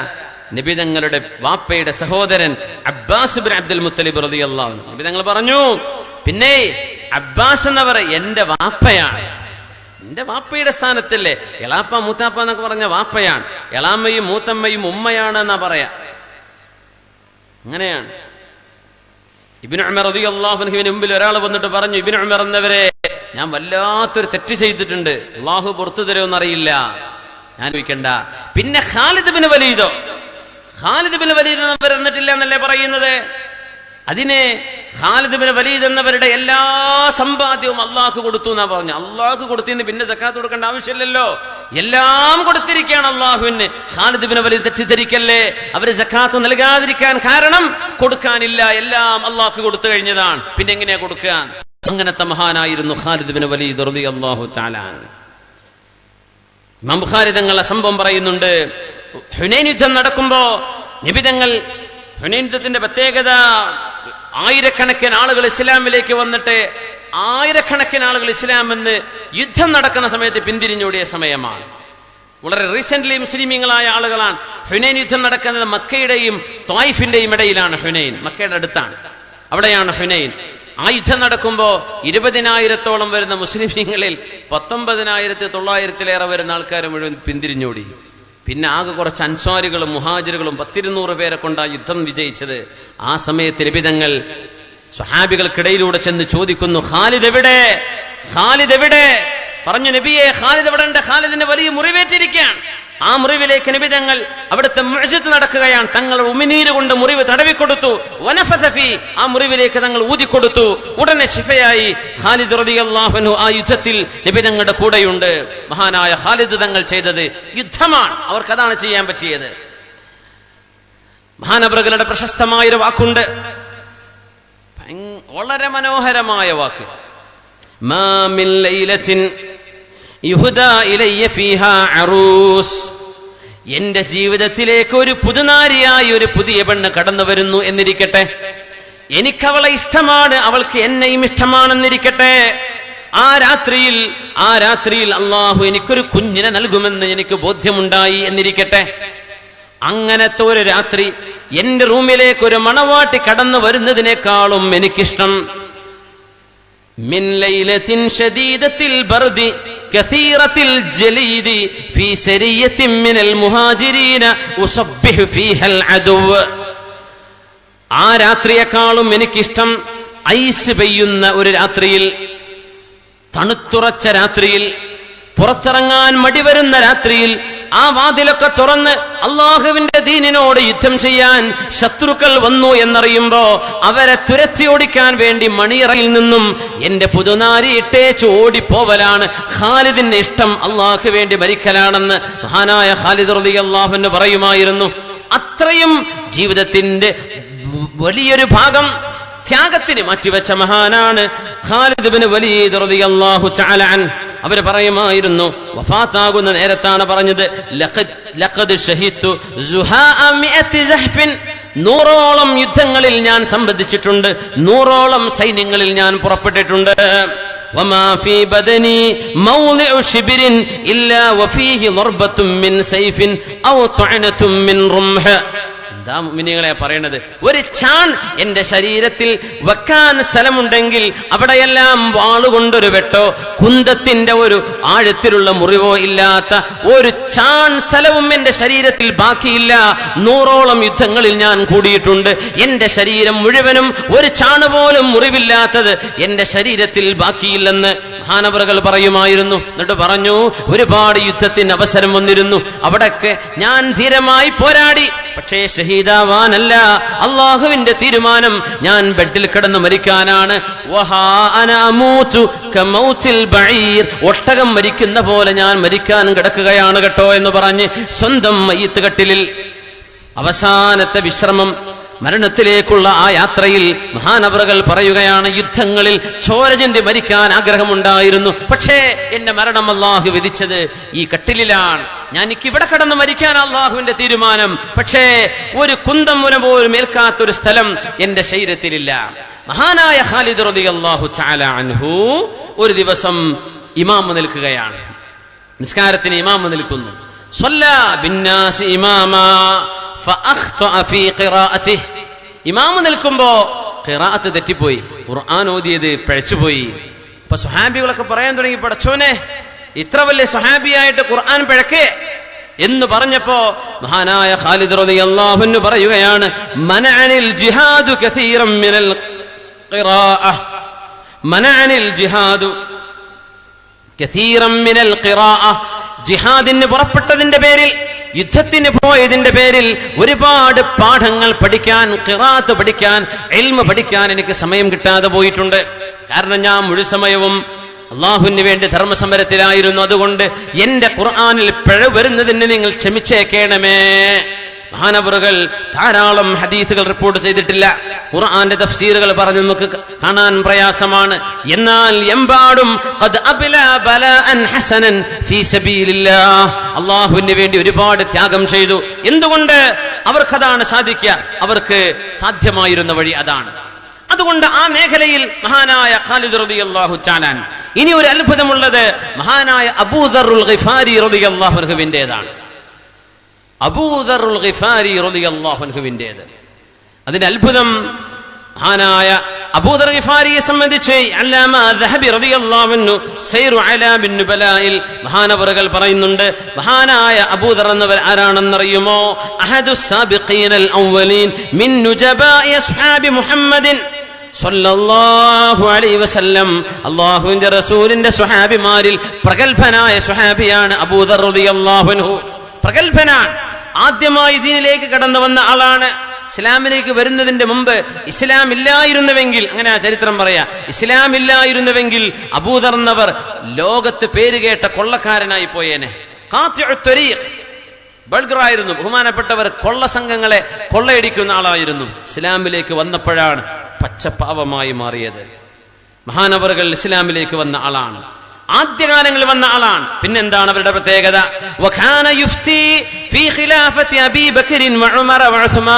അബൂബക്കർ തങ്ങളുടെയും ഉസ്മാൻ തങ്ങളുടെയും ഉമർ റളിയല്ലാഹു അൻഹുവിന്റെയും കാലത്ത് ഫത്വ നൽകിയിരുന്ന സ്വഹാബിയാണ്. ഫത്വ നൽകുമായിരുന്നു. വകാന റഅസൻ ഫിസ്സുദ്ഖി വൽസുഹ്ദി വൽഇൽമി വൽഅമൽ. എല്ലാ നന്മയിലും സത്യസന്ധതയിലും ഇൽമിലും അമലിലും പരിത്യാഗത്തിലും എല്ലാവർക്കും മാതൃകയായ സ്വഹാബിയാണ് അബൂദർ റളിയല്ലാഹു അൻഹു. ഖവ്വാലം ബിൽ ഹഖ്, സത്യം തുറന്നു പറയുമായിരുന്ന മഹാനാണ്. സത്യം തുറന്നു പറയുമായിരുന്നു. ലാ തഅഖുദുഹു ഫില്ലാഹി ലൗമത ലായിം അലാ ഹിദത്തിൻ ഫീഹി. ഒരു വിഷയത്തിന്റെ ഗൗരവം മനസ്സിലാക്കി ഏതെങ്കിലും ഒരു വിഷയത്തിൽ ഇടപെടേണ്ടി വരുമ്പോ ശത്രുക്കളുടെ പരിഹാസങ്ങളോ ആക്ഷേപങ്ങളോ ലവലേശം വകവെക്കാതെ സത്യം കണ്ണു ചിമ്മി തുറന്നു പറയുമായിരുന്ന മഹാനാണ് അബൂദറുൽ ഗിഫാരി റളിയല്ലാഹു അൻഹു എന്ന് അല്ലാമ ദഹബി തങ്ങൾ അവരെ സംബന്ധിച്ചു പറഞ്ഞു. അങ്ങനെയായിരുന്നു മഹാനായ അബൂദർ റളിയല്ലാഹു തആല അൻഹു. ഹജ്ജൊക്കെ കഴിഞ്ഞപ്പോ ജംറയുടെ ഭാഗത്ത് മഹാനവറുകൾ ഇരിക്കുമ്പോ, ജംറത്തുൽ വുസ്തയുടെ അടുത്ത് ഇരിക്കുമ്പോ ബഹുമാനപ്പെട്ടവരെ ഫത്വ നൽകിക്കൊണ്ടിരിക്കുക. അപ്പോ ഒരാൾ വന്നിട്ട് പറഞ്ഞു, അലം യൻഹക അമീറുൽ മുഅ്മിനീന അനിൽ ഫുതിയാ. അബൂദർ എന്നവരെ നിങ്ങൾ ഫത്വ കൊടുക്കുകയാണോ? ഖലീഫ പറഞ്ഞില്ലേ നിങ്ങളോട് ഫത്വ കൊടുക്കരുത് എന്ന്, ഫത്വ കൊടുക്കുകയാണോ എന്ന് ചോദിച്ചു. മഹാനവർ ഒരു വാക്ക് പറഞ്ഞു, പിന്നെ നിങ്ങളൊരു കത്തി കൊണ്ടുവന്ന് എന്റെ കഴുത്തിനിങ്ങനെ നേരെ വെച്ചു എന്ന് വിചാരിക്ക, എന്നെ കഴുത്ത് മുറിക്കാൻ തന്നെ നിങ്ങൾ തീരുമാനിച്ചു എന്ന് വിചാരിക്കുക. അതിന്റെ ഇടക്ക് അള്ളാഹുവിന്റെ റസൂലിൽ നിന്നും ഞാൻ കേട്ടുപഠിച്ച ഒരു ഹദീസ് നിങ്ങൾക്ക് പറഞ്ഞു തരാൻ സമയം കിട്ടുകയാണെങ്കിൽ ഞാനത് പറഞ്ഞു തന്നിരിക്കും, എന്നിട്ട് നിങ്ങൾക്ക് എന്നെ കൊന്നാൽ മതിയാവും എന്ന് പറഞ്ഞാൽ ഈ നന്മ ഞാൻ നിർത്തൂല, ആര് പറഞ്ഞാലും ഞാൻ നിർത്തില്ല. നന്മ എന്ന് ബോധ്യപ്പെട്ടത് ആരെയും പേടിക്കാതെ ഞാൻ പറഞ്ഞുകൊണ്ടിരിക്കും എന്ന ധൈര്യമായ സമീപനമുണ്ടായിരുന്ന മഹാനാണ്, ധൈര്യമുള്ള മഹാനാണ് അബൂദർ ഗിഫാരി റളിയല്ലാഹു തആല അൻഹു. അങ്ങനത്തെ മഹാനായിരിക്കെ ബഹുമാനപ്പെട്ടവരോട് എന്താ നബി തങ്ങൾ പറഞ്ഞതെന്നറിയോ? എന്താ നബി തങ്ങൾ പറഞ്ഞത്? ഇന്നി അറാക ദഈഫാ, അബൂദർറേ നിങ്ങൾ വല്ലാതെ ദുർബലനായ ആളാണ് കേട്ടോ, ദുർബലനാണ് നിങ്ങൾ. വഇന്നി ഉഹിബ്ബു ലക മാ ഉഹിബ്ബു ലിനഫ്സി, അബൂദർറേ എന്റെ ശരീരത്തിന് എന്തൊക്കെ ഇഷ്ടമുണ്ടോ അത് നിങ്ങൾക്കും ഇഷ്ടമാണെന്ന് ഞാൻ നിങ്ങൾക്കും ഇഷ്ടപ്പെടുന്നു. അതുകൊണ്ട് പറയട്ടെ, ലാ തുഅമ്മറന്ന അല സ്നൈനി, രണ്ടാൾക്ക് പോലും മൂന്നാമനായി ഒരു നേതാവായി നിങ്ങൾ നിൽക്കാൻ പോകരുത് അബൂദർറേ. നിങ്ങൾ ഒരിക്കലും നേതാവാകരുത്, നിങ്ങൾ ആരുടെയും നേതാവാകരുത്, നിങ്ങളാർക്കും ഒരു അധികാരവും നിങ്ങൾ ഏറ്റെടുക്കരുത്, നിങ്ങളെ കൊണ്ടത് സാധ്യമല്ല. വലാ തവല്ലയന്ന അലാ മാലി യതീം, യതീമികളുടെ മുതൽ നോക്കാനും നിങ്ങൾ നിൽക്കണ്ട, നിങ്ങളെ കൊണ്ടത് കഴിയില്ല അബൂദർറേ, നിങ്ങൾ പാവമാണ് എന്ന് പരിശുദ്ധ റസൂലുള്ളാഹി സ്വല്ലല്ലാഹു അലൈഹി വസല്ലം. എന്താ അതിനർത്ഥം? അബൂദർ തങ്ങൾ ധീരമായി സത്യം പറയുന്ന ആളാണ്. പക്ഷെ നബി തങ്ങൾ പറയാം, അബൂദർറേ നിങ്ങൾക്ക് അധികാരം നിങ്ങളെ കൊണ്ട് കഴിയില്ല, നിങ്ങൾ ആരുടെയും നിങ്ങൾ മത്സരിക്കാനോ നിൽക്കണ്ട, സ്ഥാനാർത്ഥിയായിട്ട് നിൽക്കണ്ട, നിങ്ങളെ കൊണ്ടത് കഴിയില്ല അബൂദർറേ. നിങ്ങൾ യതീമുകളുടെ കാര്യം പോലും നിങ്ങൾ ഏറ്റെടുക്കണ്ടേ, നിങ്ങൾ യതീംഖാന നടത്തണ്ട, നിങ്ങളെ കൊണ്ട് അത് കഴിയില്ല അബൂദർറേ. എന്റെ നഫ്സിന് എന്തിഷ്ടമാണോ അത് ഞാൻ നിങ്ങൾക്കും ഇഷ്ടപ്പെടുകയാണ്, അതുകൊണ്ട് അബൂദർറേ നിങ്ങൾ എന്ത് ചെയ്യണ്ട, അധികാരം ഏറ്റെടുക്കരുത് കേട്ടോ എന്ന് നബി തങ്ങൾ അബൂദർ തങ്ങളോട് പറയാ. അതിന്റെ അർത്ഥം മഹാനവറുകൾക്ക് ഒരു വിഷയത്തിൽ പ്രാഗൽഭ്യമുണ്ട്, പക്ഷെ ഈ വിഷയത്തിൽ സാധ്യമല്ല.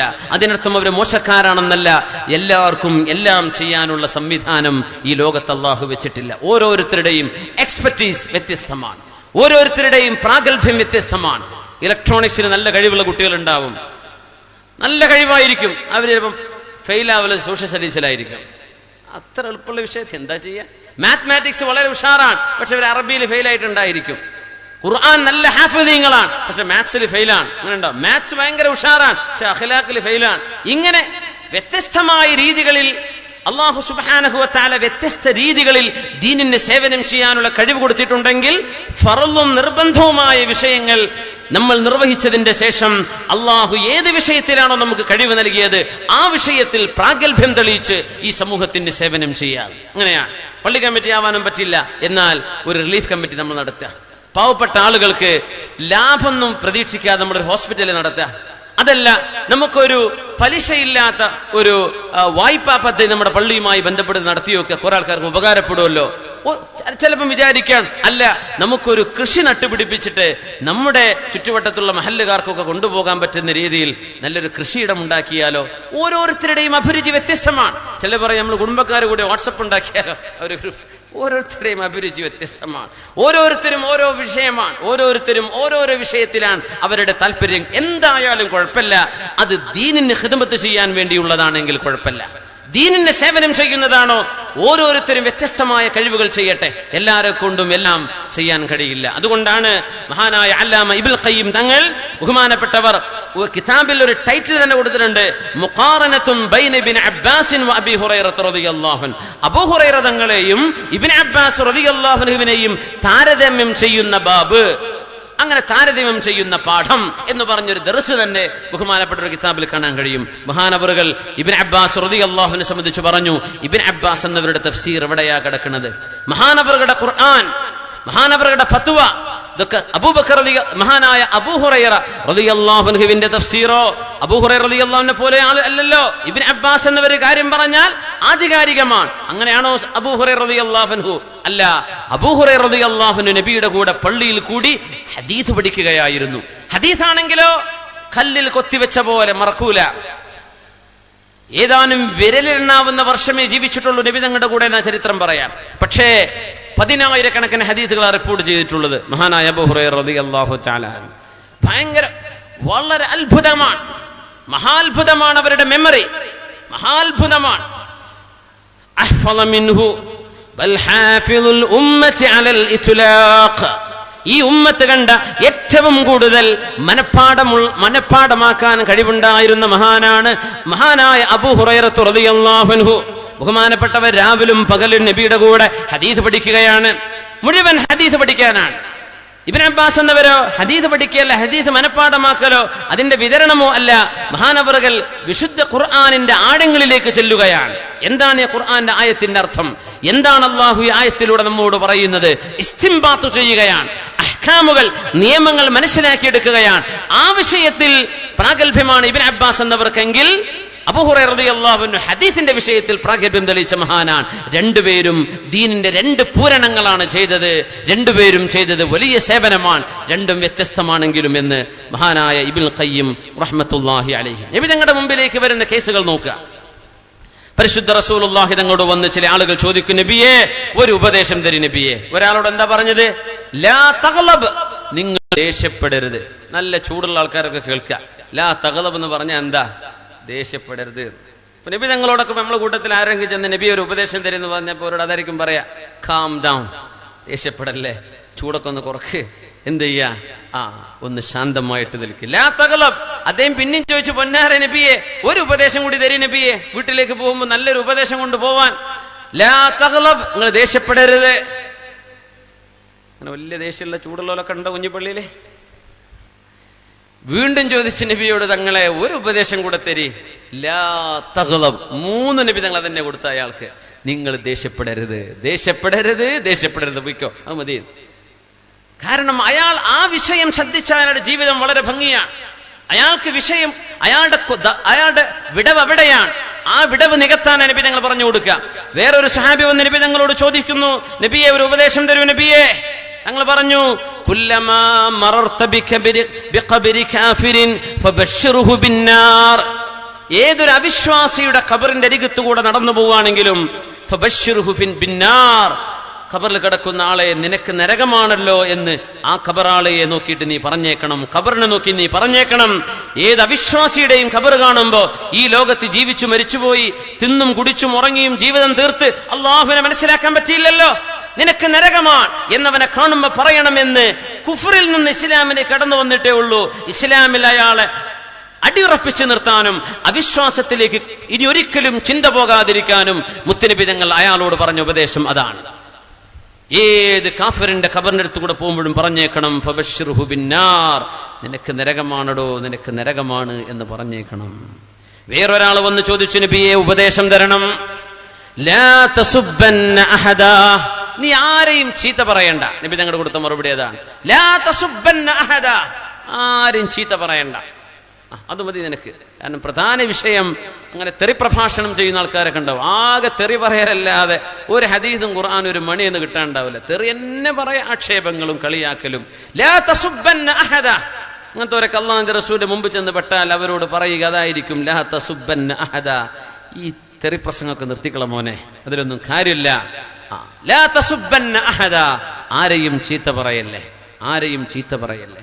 വ്യക്തി ആക്ഷേപങ്ങൾ ചെയ്യാൻ പാടില്ല എന്നാ. പക്ഷെ ചില വിഷയങ്ങൾ നമുക്ക് പറയേണ്ടി വരും. ഞാൻ തന്നെ ചില വിഷയങ്ങളിൽ ഇടപെടാറുണ്ട്. ഒന്നുമല്ല, നമുക്ക് സത്യമെന്ന് ബോധ്യപ്പെട്ട ഒരു വിഷയം പച്ചയായും ജനങ്ങൾ വഞ്ചിക്കപ്പെടുകയാണല്ലോ റബ്ബേ, നമ്മളിത് പറയാതിരുന്നാൽ ആ ഒരു പേടി കൊണ്ട് വസ്തുതകൾ നമ്മൾ പറയും.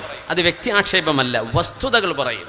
അത് ചിലപ്പോൾ ഇഷ്ടപ്പെട്ടില്ല എന്ന് വരും, ചിലർക്ക് അതിന് വലിയ അമർഷം ഉണ്ടായി എന്ന് വരും. ഇനി മൂപ്പര വേള ഞാൻ കേൾക്കൂല, നിങ്ങൾ കേൾക്കും വേണ്ട, കേൾക്കാതിരിക്കുക, അതൊന്നും ഇവിടെ വിഷയമല്ല. മനസ്സിലായതും സത്യവും നമ്മൾ വിളിച്ചു പറയാൻ ബാധ്യസ്ഥരാണ്, അങ്ങനെയാണ്. പക്ഷേ വ്യക്തി ആക്ഷേപം ആരെയും ചെയ്യാൻ പാടില്ല, ആരെയും വ്യക്തി ആക്ഷേപിക്കേണ്ട, ഒരാളുടെ വ്യക്തിത്വം ഹനിക്കേണ്ട. പക്ഷേ പ്രവർത്തനങ്ങളെ അല്ലെങ്കിൽ സമീപനങ്ങളെ, തീരുമാനങ്ങളെ, നിലപാടുകളെ ചിലപ്പോൾ വിമർശിക്കേണ്ടി വരും. എന്തിന്? ലില്ലാ, അള്ളാഹുവിന് വേണ്ടി മാത്രം, വേറൊന്നുമല്ല, അള്ളാഹുവിന് വേണ്ടി പറയേണ്ടി വരും. ലാ തസുബ്ബന്ന അഹദ, മുത്തനബി തങ്ങൾ കൊടുത്ത മറുപടി അതാണ്, നിങ്ങൾ ആരെയും ആക്ഷേപിക്കരുത്. ലാ തസുബ്ബന്ന അഹദ. ഹബീബായ തങ്ങളോട് ചോദിച്ചു വരുന്ന ആളുകൾ പലതും ചോദിക്കും. ഒരേ ചോദ്യത്തിന് വ്യത്യസ്ത മറുപടിയാണ് നബി തങ്ങൾ കൊടുക്കുന്നത് സ്വല്ലല്ലാഹു അലൈഹി വസല്ലം. ചിലർ വന്ന് ചോദിക്കും, അയ്യുൽ അഅമാലി അഫ്ളലു യാ റസൂലല്ലാഹ്, നബിയെ ഏറ്റവും നല്ല അമൽ എന്താണ് നബിയെ? അപ്പോൾ അവർക്ക് നബി തങ്ങൾ പറയും, അസ്വലാ, നിസ്കാരമാണ്. ചിലർ ഒന്ന് ചോദിക്കും, അയ്യുൽ ഇസ്ലാമി ഖൈർ, ഇസ്ലാമിൽ ഏറ്റവും നല്ല കർമ്മം എന്താണ് നബിയെ? ഇപ്പൊ പറയും, തർക്കുക മാ ലാ യഅനീക്, നിനക്ക് ആവശ്യമില്ലാത്തതിലൊന്നും പോയി നീ തലയിടരുത്, നീ നിന്റെ കാര്യം നോക്കിയാൽ മതി. ചിലർക്ക് അങ്ങനെയാ കൊടുക്കുക. എന്താ നബിയെ സ്വർഗത്തിലേക്ക് പോവാൻ പറ്റിയ ഏറ്റവും നല്ല അമൽ എന്താണ്? അൽ ജിഹാദു ഫീ സബീലില്ലാഹ്. ചിലപ്പോൾ അങ്ങനെ പറഞ്ഞു കൊടുക്കും. ചിലപ്പോൾ പറയും, ബിർറ അബാക വ ഉമ്മക്, നിന്റെ ഉമ്മാക്കും അപ്പാക്കും പോയി സേവനം ചെയ്യേ. ഇങ്ങനെ നബി തങ്ങൾ വ്യത്യസ്തമായ മറുപടി കൊടുത്തിട്ടുണ്ട് സ്വല്ലല്ലാഹു അലൈഹി വസല്ലം. അതിന്റെ അർത്ഥം നന്മയുടെ വഴികൾ വ്യത്യസ്തമാണ്. ആരും നിരാശപ്പെടും. ചിലർ പറയും, പടച്ചോനെ എനിക്കിപ്പോ ഒരു മൂല്യരാവാൻ പറ്റിയില്ലല്ലോ, എനിക്കൊരു മുദരിസാവാൻ പറ്റിയില്ലല്ലോ റബ്ബേ, ഞാനിപ്പോ അന്ന് ആ കുർത്തക്കേട് കളിക്കാതെ ആ ദർസ് തന്നെ കുടുങ്ങിന്ന് അവിടെ തന്നെ ഇരുന്നിരുന്നെങ്കിൽ ഇന്നിപ്പോ ഞാൻ ഏതോ വല്ല ഖാദിയോ ഖത്തീബോ മുദരിസൊക്കെ ആയിപ്പോയേനെ. അങ്ങനെയൊന്നല്ല, അള്ളാഹു കണക്കാക്കിയെടുത്ത് അങ്ങനെ എത്തിയിരിക്കുകയാണ്. നിങ്ങൾ ഇപ്പൊ എവിടെയാണോ ഉള്ളത്, ഇനി അതിനെപ്പറ്റി ആലോചിക്കുക. ഇനി എനിക്ക് എന്ത് സേവനം എന്നെ കൊണ്ട് ചെയ്യാൻ പറ്റും ദീനിന്, ഞാൻ അത് ചെയ്യട്ടെ. എന്റെ കഴിവ് എന്തൊക്കെയാണ്, എനിക്ക് അല്ലാഹു എന്തൊക്കെ കഴിവ് തന്നു, ആ കഴിവ് ഉപയോഗിച്ച് ഞാൻ എന്റെ മഹല്ലത്തിനും എന്റെ നാട്ടുകാർക്കും മുസ്ലിം ഉമ്മത്തിനും ഞാൻ സേവനം ചെയ്യട്ടെ. അങ്ങനെ ഓരോരുത്തരും വ്യത്യസ്തമായത് അങ്ങനെ ആയിക്കോട്ടെ. മഹാനായ തിരുശ്ശേരി ഉസ്താദ് അവറുകൾ ഇർഹമുല്ലാഹ്, അള്ളാഹുടെ ഖബറിനെ വിശാലമാക്കി കൊടുക്കട്ടെ. ഉസ്താദ് പറയുമായിരുന്നു, ഉസ്താദ് നല്ല തമാശ പറയും ക്ലാസ്സിൽ, നല്ല ഒരു വല്ലാത്ത രസമായിരുന്നു. ഒരു വലിയൊരു ആലിമിന്റെ ഗൗരവമോ അങ്ങനെ ഒരു പേടിപ്പിക്കലോ വളരെ രസകരമായി തമാശ പറഞ്ഞ്, എന്നാൽ അതിൻ്റെ ഉള്ളിലൊക്കെ മസാലകൾ ഉണ്ടാവും, ചരിത്ര സംഭവങ്ങളൊക്കെ പറഞ്ഞ് അങ്ങനെ പഠിപ്പിക്കുക.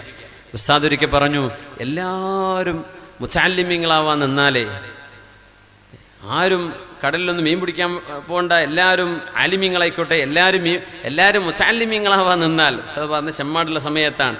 ഉസ്താദ് പറഞ്ഞു, അങ്ങനെ ആകുമ്പോൾ ഈ ഇൽമ പഠിക്കണം മൂലയിരുട്ടികൾക്കൊക്കെ രാവിലെ 10 മണിക്ക് ചായൻ്റെ കടി അപ്പത്തിൻ്റെ കൂടെ ഒരു മീൻകറി കൊടുക്കണമെങ്കിൽ ഈ മീനിപ്പോൾ ആരാ കൊണ്ടേ കൊടുക്കുക? അതിന് കുറച്ച് മുക്കവന്മാരും വേണ്ടേ ആലിമീങ്ങളായ ആളുകൾക്ക്? അപ്പോൾ കുറച്ചാൾക്കാർ അങ്ങനെ പോട്ടെ, എല്ലാവരും മുതഅല്ലിമീങ്ങളായി നടക്കൂലല്ലോ. ഓരോരുത്തരും അതിൻ്റെ സപ്പോർട്ടിങ് എലമെന്റുകളാണ്, എല്ലാവരും സപ്പോർട്ട് ചെയ്യാൻ. ഓരോരുത്തരും അവരുടേതായ വഴിയിലൂടെയുള്ള സപ്പോർട്ട് ദീനിന് ചെയ്തുകൊണ്ടിരിക്കുകയാണ്. അങ്ങനെ നമ്മുടെ ഒരു പള്ളിയുടെ പ്രവർത്തനം നടക്കുകയാണ്. എല്ലാവരും പിരിവിനെ കുറച്ചാളുകൾക്ക് എന്ത് ചെയ്യാൻ പറ്റും?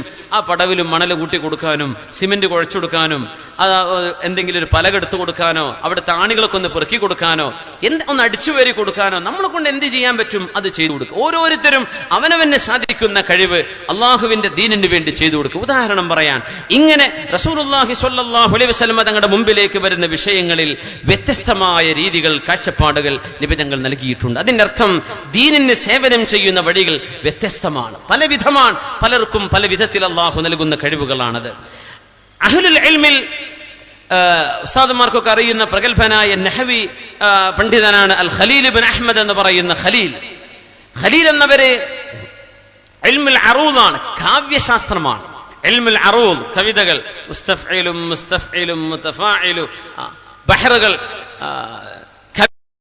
കവിത എങ്ങനെയാണ് രണ്ട് വരി കവിതയാകുന്നത്, എന്താണ് നസർ, എന്താണ് ബൈത്ത്, എന്താണ് പദ്യം, എന്താണ് ഗദ്യം, ഇത് തിരിയണമെങ്കിൽ ഇൽമുൽ അറൂദ് പഠിക്കണം എന്ന് പറയും. അതിന്റെ എക്സ്പേർട്ടാണ് ഖലീൽ ഇബ്നു അഹ്മദ് റഹ്മത്തുള്ളാഹി അലൈഹി. അദ്ദേഹത്തിന്റെ അടുത്ത് ഒരാൾ പഠിക്കാൻ വേണ്ടി വന്നു, ഇൽമുൽ അറൂദ് പഠിക്കാൻ, കാവ്യശാസ്ത്രം പഠിക്കാൻ വേണ്ടി വന്നു. അപ്പോ അവർക്ക് മനസ്സിലായി ഇദ്ദേഹത്തിന് അതൊന്നും പഠിക്കാനുള്ള കപ്പാസിറ്റി ഒന്നും ഇല്ല, അത്ര വലിയ ബുദ്ധിയൊന്നും ഇല്ല എന്ന് മനസ്സിലായപ്പോ ആദ്യം തന്നെ ഒരു കവിത കൊടുത്തു. ഇതൊന്ന് എന്ത് ചെയ്യുക, ഡിവൈഡ് ചെയ്ത് വെച്ചാട്ടെ, ഒന്ന് സ്പ്ലിറ്റ് ചെയ്തിട്ട് വെച്ചാട്ടെ എന്ന് പറഞ്ഞു. ഇദാലം തസ്തതി ശൈഅൻ ഫദഉഹു വജാവിസുഹു ഇലാ മാ തസ്തതിഉ. രണ്ടുപേര് ബൈത്ത്, ഒരു ഇന്റർവ്യൂ എടുക്കുമല്ലോ, ഇൽമുൽ അറൂദ് പഠിക്കാനുള്ള കപ്പാസിറ്റി ഉണ്ടോന്ന്, മിനിമം ഉണ്ടോന്ന് അറിയാൻ വേണ്ടി കൊടുത്തതാണ്. ആ വാക്യം എന്താണെന്നറിയോ? ഇദാലം തസ്തതി ശൈഅൻ ഫദഉഹു. നിങ്ങളെ കൊണ്ട് ഒരു കാര്യം സാധിക്കണില്ലെങ്കിൽ അത് വിട്ടേക്കണം. വജാവിസുഹു ഇലാ മാ തസ്തതിഉ. അത് ഒഴിവാക്കിയിട്ട് പറ്റുന്ന പണി ചെയ്താൽ പോരെ എന്നാണ് ആ കവിതയുടെ അർത്ഥം തന്നെ. ആ കവിത അങ്ങോട്ട് ഖണ്ഡിച്ച് തീർത്തപ്പോഴേക്കും മനസ്സിലായി ഇത് എന്നോടുള്ള ഉപദേശമാണ്. പിന്നെ ഇൽമുൽ അറൂദ് മാറ്റി വെച്ചിട്ട് അദ്ദേഹം നഹ്വ് പഠിക്കാനാ പോയതെന്നാ. കാരണം ഉസ്താദ് കൊടുത്തൊരു ഉപദേശമാണ്. അവനെ കൊണ്ട് കഴിയുന്നത് ചെയ്താൽ മതി, കഴിയാത്തത് ആണ് തോന്നുന്നെങ്കിൽ എന്ത് ചെയ്യുക, കഴിവുള്ളവരിലേക്ക് നിങ്ങളുടെ കഴിവുകളെ തിരിച്ചുവിടണം എന്ന് പറഞ്ഞ് ആ വിദ്യാർത്ഥിയെ ഇൽമിന്റെ നഹ്വി മേഖലയിലേക്ക് തിരിച്ചുവിട്ടത് അദ്ദേഹത്തിന്റെ ആ ഒരു തിരിച്ചറിവാണ്. മഹാനായ അല്ലാമ അഅ്മശ് റളിയല്ലാഹു തആല അൻഹു, ബഹുമാനപ്പെട്ടവർ വലിയ ഹദീസ് പണ്ഡിതനാണ് അഅ്മശ് റളിയല്ലാഹു അൻഹു. അവരോട് കാണുമ്പോഴൊക്കെ പറയും ഹദീസ് പറഞ്ഞു തരിൻ. ആൾക്കാർ ചോദിക്കും, ചിലരൊക്കെ ഹദീസ് പറഞ്ഞു തരിൻ, ഞങ്ങൾക്ക് വഅദ് പറഞ്ഞു തരിൻ എന്നൊക്കെ പറയുമ്പോൾ ചില നേരത്തെ ചില ആളുകളുടെ മുഖം നോക്കിയിട്ട് അവർ പറയും, ലാ യുഖല്ലദുൽ ഇൽമു അൽ ഖനാസീർ. പന്നികൾക്ക് ഇൽമു മാലയായി ഇട്ടുകൊടുക്കാറില്ലല്ലോ എന്ന് പറഞ്ഞാൽ ഖൽബിന്റെ ഉള്ളിൽ മോശമായ ചിന്തകളോ അല്ലെങ്കിൽ ഹദീസ് പഠിക്കാൻ യോഗ്യതയില്ലാത്ത ആളോ ആണ് ഈ ചോദിക്കുന്നതെങ്കിൽ പറയും, പിന്നെ പന്നിക്കൂട്ടങ്ങൾക്കൊന്നും ഞങ്ങൾ മാലിട്ട് കൊടുക്കാറില്ല മോനെ, പൊയ്ക്കോ എന്ന് പറയുന്നു. നിനക്ക് ഞാൻ പറഞ്ഞു തരൂല. അതിന്റെ അർത്ഥം ഹദീസ് പഠിക്കാനുള്ള യോഗ്യതയുള്ളവർക്കേ അത് പറഞ്ഞു കൊടുക്കൂ എന്നാണ്. വാദ് പറയുന്ന ആളുകളൊക്കെ എപ്പോഴും മനസ്സിലാക്കുന്ന ഒരു വിഷയമാണത്. കാരണം പല ഇൽമും പൊതുജനങ്ങളോട് മൈക്കിൽ പറയാൻ പറ്റൂല എന്ന്. അങ്ങനെയാണ്. ജനങ്ങൾക്ക് ചില ബാക്ക്ഗ്രൗണ്ട് ഇൻഫോർമേഷൻ ഇല്ലാത്ത വിഷയങ്ങൾ ഉണ്ടാകും. ചില വിഷയങ്ങൾ നമുക്കതിന്റെ ബാക്ക്ഗ്രൗണ്ട് അറിയില്ല. എന്താണ് ഇസ്തിഗാസയുടെ അവസ്ഥ, എന്താണ് തവസ്സുലിന്റെ അവസ്ഥ, എന്താണ് ഒരു വാദിലോ അല്ലെങ്കിൽ ഒരു സംഭാഷണത്തിലോ ഒരു സംവാദത്തിലോ തീർക്കാൻ പറ്റുന്ന പ്രമേയമല്ലാതെ. അങ്ങനെ വരുന്ന സമയത്ത് നമ്മളൊരു വിഷയം ചർച്ച ചെയ്യുമ്പോൾ പൊതുജനങ്ങൾ പടച്ചോനെ ഈ കൂട്ടരിപ്പ് നമ്മളെ പഴപ്പിക്കുകയാണോ എന്ന സംശയം പൊതുജനങ്ങൾക്ക് വരുന്നു. എന്തുകൊണ്ട്? അവർക്ക് ലഭ്യമായ അറിവ് അവർക്ക് കൊടുക്കാൻ കഴിയാതെ വരുമ്പോൾ. കാരണം അതിന്റെ പല വിഷയങ്ങളും അടിസ്ഥാനപരമായി പഠിച്ചു വരേണ്ട ചില ബാക്ക്ഗ്രൗണ്ട് ഇൻഫോർമേഷൻസ് ഏത് വിഷയത്തിനുണ്ടാവും, ഏത് വിഷയത്തിനും കാണും. അതില്ലാത്ത പക്ഷം നിങ്ങൾ എന്ത് ചെയ്യരുത്, ജനങ്ങൾക്ക് മനസ്സിലാവാത്തത് പറഞ്ഞു കൊടുക്കരുതെന്ന. കാരണം അല്ലാഹും റസൂലും പറഞ്ഞത് നുണയാണ് എന്ന് ജനങ്ങൾ പറയാൻ നിങ്ങൾ ഇഷ്ടപ്പെടുന്നുണ്ടോ? അതുകൊണ്ട് ജനങ്ങൾക്ക് തിരിയുന്നതേ പറഞ്ഞു കൊടുക്കാവൂ, ജനങ്ങൾക്ക് ആവശ്യമുള്ളതേ പറഞ്ഞു കൊടുക്കാവൂ എന്ന് പറഞ്ഞിട്ടുണ്ട് പരിശുദ്ധ റസൂലുള്ളാഹി സ്വല്ലല്ലാഹു അലൈഹി വസല്ലം. അതിന്റെ അർത്ഥം എല്ലാ ഇൽമും പറഞ്ഞു തരാൻ കഴിയില്ല, എല്ലാ കിതാബും വഅദ് പറയാൻ പറ്റാത്ത സംഗതിയാണ്. കിതാബുകൾ എത്ര ലക്ഷക്കണക്കിന് കിതാബുകളാണ്. അല്ലാമ ഇബ്നുൽ ജൗസി തന്നെ കൈ കൊണ്ട് എഴുതിയത് മില്യൺ കണക്കിന് പേജുകളാണ്. അതൊക്കെ വായിച്ച് മരണം വരെ വഅദ് പറഞ്ഞാൽ തീരുമോ? ഇല്ല. അതിലെല്ലാം നമുക്ക് പറഞ്ഞു കൊടുക്കാൻ പറ്റൂ? ഇല്ല. തെരഞ്ഞെടുത്തതേ പറഞ്ഞു കൊടുക്കാൻ പറ്റുള്ളൂ. അപ്പോ ഇൽമു പോലും അങ്ങനെയാണ്, വ്യത്യസ്തമാണ്. ഇൽമിന്റെ വിഷയത്തിൽ പോലും അത്രയും സൂക്ഷ്മതകൾ പാലിക്കേണ്ടതായിട്ട് വരും. മഹാനായ അല്ലാമ ഇബ്നുൽ ഖയ്യിം തങ്ങൾ ബഹുമാനപ്പെട്ടവർ മദാരിജുസ് സാലിഖീനിൽ പറഞ്ഞൊരു വിഷയം കൂടെ പറഞ്ഞ് അവസാനിപ്പിക്കുകയാണ്. ബഹുമാനപ്പെട്ടവർ പറഞ്ഞു, ആളുകളെ നമ്മൾ ആരും പരിഹസിക്കരുത്. ചില ആളുകൾക്ക് നിസ്കാരമായിരിക്കും ശ്രദ്ധ, അവർക്ക് ഒരു സുന്നത്ത് നിസ്കാരം എന്ന് പറഞ്ഞ ഫർള് കഴിച്ചിട്ടതല്ലേ, ഫർള് നിർബന്ധം, അതിൽ നോ കോംപ്രമൈസ്, അതല്ല നമ്മൾ പറയുന്നത്. സുന്നത്ത് നിസ്കാരങ്ങൾ, മറ്റു വിഷയങ്ങൾ, അവർക്കൊരു സുന്നത്ത് നിസ്കാരം നഷ്ടപ്പെട്ടാൽ വലിയ വിഷമം തോന്നിയേക്കും. ചിലർക്ക് നോമ്പായിരിക്കും ഇഷ്ടം, ഒരു സുന്നത്ത് നോമ്പ് എടുക്കാൻ പറ്റിയില്ലെങ്കിൽ വലിയ സങ്കടം തോന്നിയേക്കും അവർക്ക്. ചിലക്കൊരു സ്വതക്കയാണ്, റബ്ബേ എന്റെ മുമ്പിലൂടെ ബക്കറ്റുമായിട്ട് വന്നപ്പോൾ ഒരു 500 കൊടുക്കണമെന്നാ വിചാരിച്ചിട്ട് ഇത് 10 രൂപയല്ലേ ഉണ്ടായുള്ളൂ. ആ ഒരു സങ്കടം ചിലപ്പോൾ വലുതായിരിക്കും ചിലർക്ക്. ചില ആളുകൾക്ക് ഹജ്ജും ഉംറയും ചെയ്യലായിരിക്കും ഇഷ്ടം, ചില ആളുകൾക്ക് വിശുദ്ധ ഖുർആൻ ഓതലായിരിക്കും ഇഷ്ടം, ചില ആളുകൾക്ക് എപ്പോഴും അള്ളാഹുവിന്റെ മുറാഖബത്തിൽ ജീവിക്കലായിരിക്കും ഇഷ്ടം. ഇങ്ങനെ ഓരോരുത്തർക്കും അള്ളാഹു നൽകുന്ന കഴിവുകൾ, അള്ളാഹു നൽകുന്ന അവസരങ്ങൾ വലുതാണ്. ആ വലുതായ അള്ളാഹു നൽകിയ അവസരങ്ങൾ ഓരോരുത്തരും ഈ ദീനിന് വേണ്ടി ഉപയോഗപ്പെടുത്തുക. അതുകൊണ്ടാണ് യുവാക്കളോട് എല്ലാവരും ഡോക്ടർമാരാവണം നമ്മൾ പറയില്ല, എല്ലാവരും എഞ്ചിനീയർമാർ, അങ്ങനെയല്ല. മഹാനായ അല്ലാമ ഹുജ്ജത്തുൽ ഇസ്ലാം അബൂ ഹാമിദ് അൽ ഗസാലി റഹ്മത്തുള്ളാഹി അലൈഹി ഈ ഉമ്മത്തിന്റെ നിർബന്ധമായ ബാധ്യതകളിൽ പറഞ്ഞതാണ്, എല്ലാ ഉമ്മത്തിന് ഉപകാരപ്പെടുന്ന ഇൽമും ഈ സമൂഹത്തിലെ വിദ്യാർത്ഥികൾ പഠിച്ചിരിക്കണമെന്നാണ്. ദീനിന് ഉപകാരപ്പെടുന്ന ഇൽമ് എല്ലാം, അത് സയൻസ് ആയിരിക്കട്ടെ, മെഡിസിൻ ആയിരിക്കട്ടെ, എഞ്ചിനീയറിംഗ് ആയിരിക്കട്ടെ, കാർപ്പൻട്രി ആയിരിക്കട്ടെ, ഫാമിംഗ് ആയിരിക്കട്ടെ, സ്റ്റിച്ചിങ് ആയിരിക്കട്ടെ, ടൈലറിംഗ് ആയിരിക്കട്ടെ, ഡ്രൈവിംഗ് ആയിരിക്കട്ടെ, എല്ലാം ഓരോരുത്തർക്കും ഓരോ കഴിവുകൾ. ഒരാൾ ഡ്രൈവറാണ്, പറയാ ഞാൻ ഉസ്താദിനെ ഞാൻ കൊണ്ടുപോയി കൊടുക്കാം, ഇന്നൊരാളെ എത്തിച്ചു കൊടുക്കാം, ഒരു രോഗിയെ ഞാൻ ഹോസ്പിറ്റലിലേക്ക് എത്തിച്ചു കൊടുക്കാം, കണ്ണു കാണാത്ത ഒരാൾ ഞാൻ വീട്ടിലേക്ക് എത്തിച്ചു കൊടുക്കാം. ഓരോരുത്തരും അവരവരുടെ കഴിവുകൾ ദീനിന് വേണ്ടി ഉപയോഗപ്പെടുത്തണം. ചില ആളുകൾക്ക് സമ്പത്ത് കൊണ്ട് ചെയ്തു കൊടുക്കാൻ പറ്റും, അവർ അങ്ങനെ ചെയ്യാം. ചിലക്ക് സമ്പത്തില്ല, തടി കൊണ്ട് ചെയ്തു കൊടുക്കാൻ പറ്റും, അങ്ങനെയാവട്ടെ. ചിലക്ക് ഇൽമ പറഞ്ഞു കൊടുത്തുകൊണ്ട് അങ്ങനെയാവട്ടെ, ചിലക്ക് ചെയ്യിപ്പിച്ചു കൊടുത്തുകൊണ്ട് അങ്ങനെയാവട്ടെ. ചിലക്ക് ചില പണ്ഡിതന്മാർ ഒരുപാട് മുതഅല്ലിമീങ്ങളെ വാർത്തെടുത്തു കൊടുത്തിട്ട് അങ്ങനെയാണ്. ആ രീതിയിൽ ഈ ഉമ്മത്ത് ഒരാളെയും നിസ്സാരമായി കാണരുത്. കാരണം അന്നൊരിക്കൽ റസൂലുള്ളാഹി സ്വല്ലല്ലാഹു അലൈഹി വസല്ലം തങ്ങൾ നേരം വെളുത്തപ്പോൾ ചോദിച്ചില്ലയോ, എവിടെയാണ് നമ്മുടെ മുറ്റമടിച്ചു വാരിയിരുന്ന ആ കറുത്ത പെണ്ണെവിടെ എന്ന് മുത്തനബി തങ്ങൾ ചോദിക്കുന്നു സ്വല്ലല്ലാഹു അലൈഹി വസല്ലം. ഇമാം ബുഖാരി തങ്ങൾ ഉദ്ധരിക്കുന്ന ഹദീസ്, റജുലുൻ അവിംറഅത്തുൻ, അത് കറുത്ത ആണായിരുന്നു, കറുത്ത നിറമുള്ള പെണ്ണായിരുന്നു. ഹദീസിൽ അഭിപ്രായ വ്യത്യാസമുണ്ട്. നബി തങ്ങൾ നേരം വെളുത്തപ്പോൾ ചോദിക്കുകയാണ്, അവർ മരിച്ചു തലേന്ന് രാത്രി മരിച്ചപ്പോ സ്വഹാബികൾ നബി സല്ലല്ലാഹു അലൈഹി വസല്ലം തങ്ങളെ എങ്ങനെയാണ് അറിയിക്കുക? തങ്ങൾ ഉറങ്ങല്ലേ, നബി തങ്ങളെ ബുദ്ധിമുട്ടാക്കണ്ടല്ലോ, ഒരു സാധാരണക്കാരല്ലേ, മുറ്റമടിച്ചു വാരുന്നൊരു പെണ്ണല്ലേ, അതുകൊണ്ട് എന്ത് ചെയ്യാം, അവരുടെ ജനാസയ്ക്ക് നമുക്ക് എന്ത് ചെയ്യാം, കാര്യങ്ങളൊക്കെ ചെയ്ത് മറവ് ചെയ്യാം എന്ന് പറഞ്ഞ് അവരന്ന് രാത്രി അവരെ മറവ് ചെയ്യുകയാണ്. നബി തങ്ങൾ രാവിലെ ചോദിച്ചു, അവരെവിടെ? അവര് പറഞ്ഞു, നബിയെ അവരെന്തെല്ലാം മരിച്ചോ? അല്ല ആദൻ ചുമൂനി, നിങ്ങൾ എന്തേ എന്നോട് പറയാതിരുന്നത്? നബിയെ, അതൊരു സാധാരണക്കാരി പെണ്ണല്ലേ, രാത്രിയാ മരിച്ചത്, പിന്നെ മരിച്ചു കഴിഞ്ഞാൽ ഉടനെ മറവ് ചെയ്യണമെന്നാണ് ശറഇന്റെ തീരുമാനം, ശറഇന്റെ രീതിയും അങ്ങനെയാണ്. നമ്മളാണ് 24 മണിക്കൂറൊക്കെ കഴിഞ്ഞിട്ട് മറവ് ചെയ്യാന്നുള്ള സംവിധാനം നമ്മൾ ഉണ്ടാക്കിയതാണ്. മയ്യത്തായി കഴിഞ്ഞാൽ, റൂഹ് തടിയിന്ന് പിരിഞ്ഞു കഴിഞ്ഞാൽ പിന്നെ ആ മയ്യത്തിനെ കുളിപ്പിക്കുക, കഫൻ ചെയ്യുക, നിസ്കരിക്കുക, ആ അത്യാവശ്യമായ കാര്യങ്ങൾക്ക് വേണ്ടിയല്ലാതെ ഒരു മയ്യത്തിനെ കാത്തു നിർത്തരുത്, വളരെ പെട്ടെന്ന് മറവ് ചെയ്യണം എന്നാണ് അള്ളാഹുവിന്റെ റസൂലിന് ഇഷ്ടം. എന്താണെന്നറിയില്ല, നമ്മൾ ആ വിഷയത്തിൽ ഇച്ചിരി പിറകോട്ടാണ്. എന്തെങ്കിലും ഖൈറുണ്ടായിരിക്കും, ചിലപ്പോൾ അതിനായിരിക്കും, പക്ഷേ അതൊരു നബി തങ്ങൾ പ്രോത്സാഹിപ്പിച്ച സുന്നത്താണ്. നമ്മൾ അങ്ങനെ വളരെ പെട്ടെന്നാണ് എന്ത് ചെയ്യേണ്ടത്, മറവ് ചെയ്യേണ്ടത്. ഞങ്ങളന്ന് മറവ് ചെയ്ത നബിയെ അങ്ങേ അറിയിച്ചില്ല, അങ്ങ് ഉറങ്ങുകയായിരുന്നല്ലോ, രാത്രിയായിരുന്നല്ലോ എന്ന് പറഞ്ഞു. അപ്പോ പരിശുദ്ധ റസൂലുള്ളാഹി തങ്ങൾ പറഞ്ഞു, എന്നാൽ അവരുടെ ഖബർ എവിടെയാണ്, എനിക്ക് കാണിച്ചു തരൂ.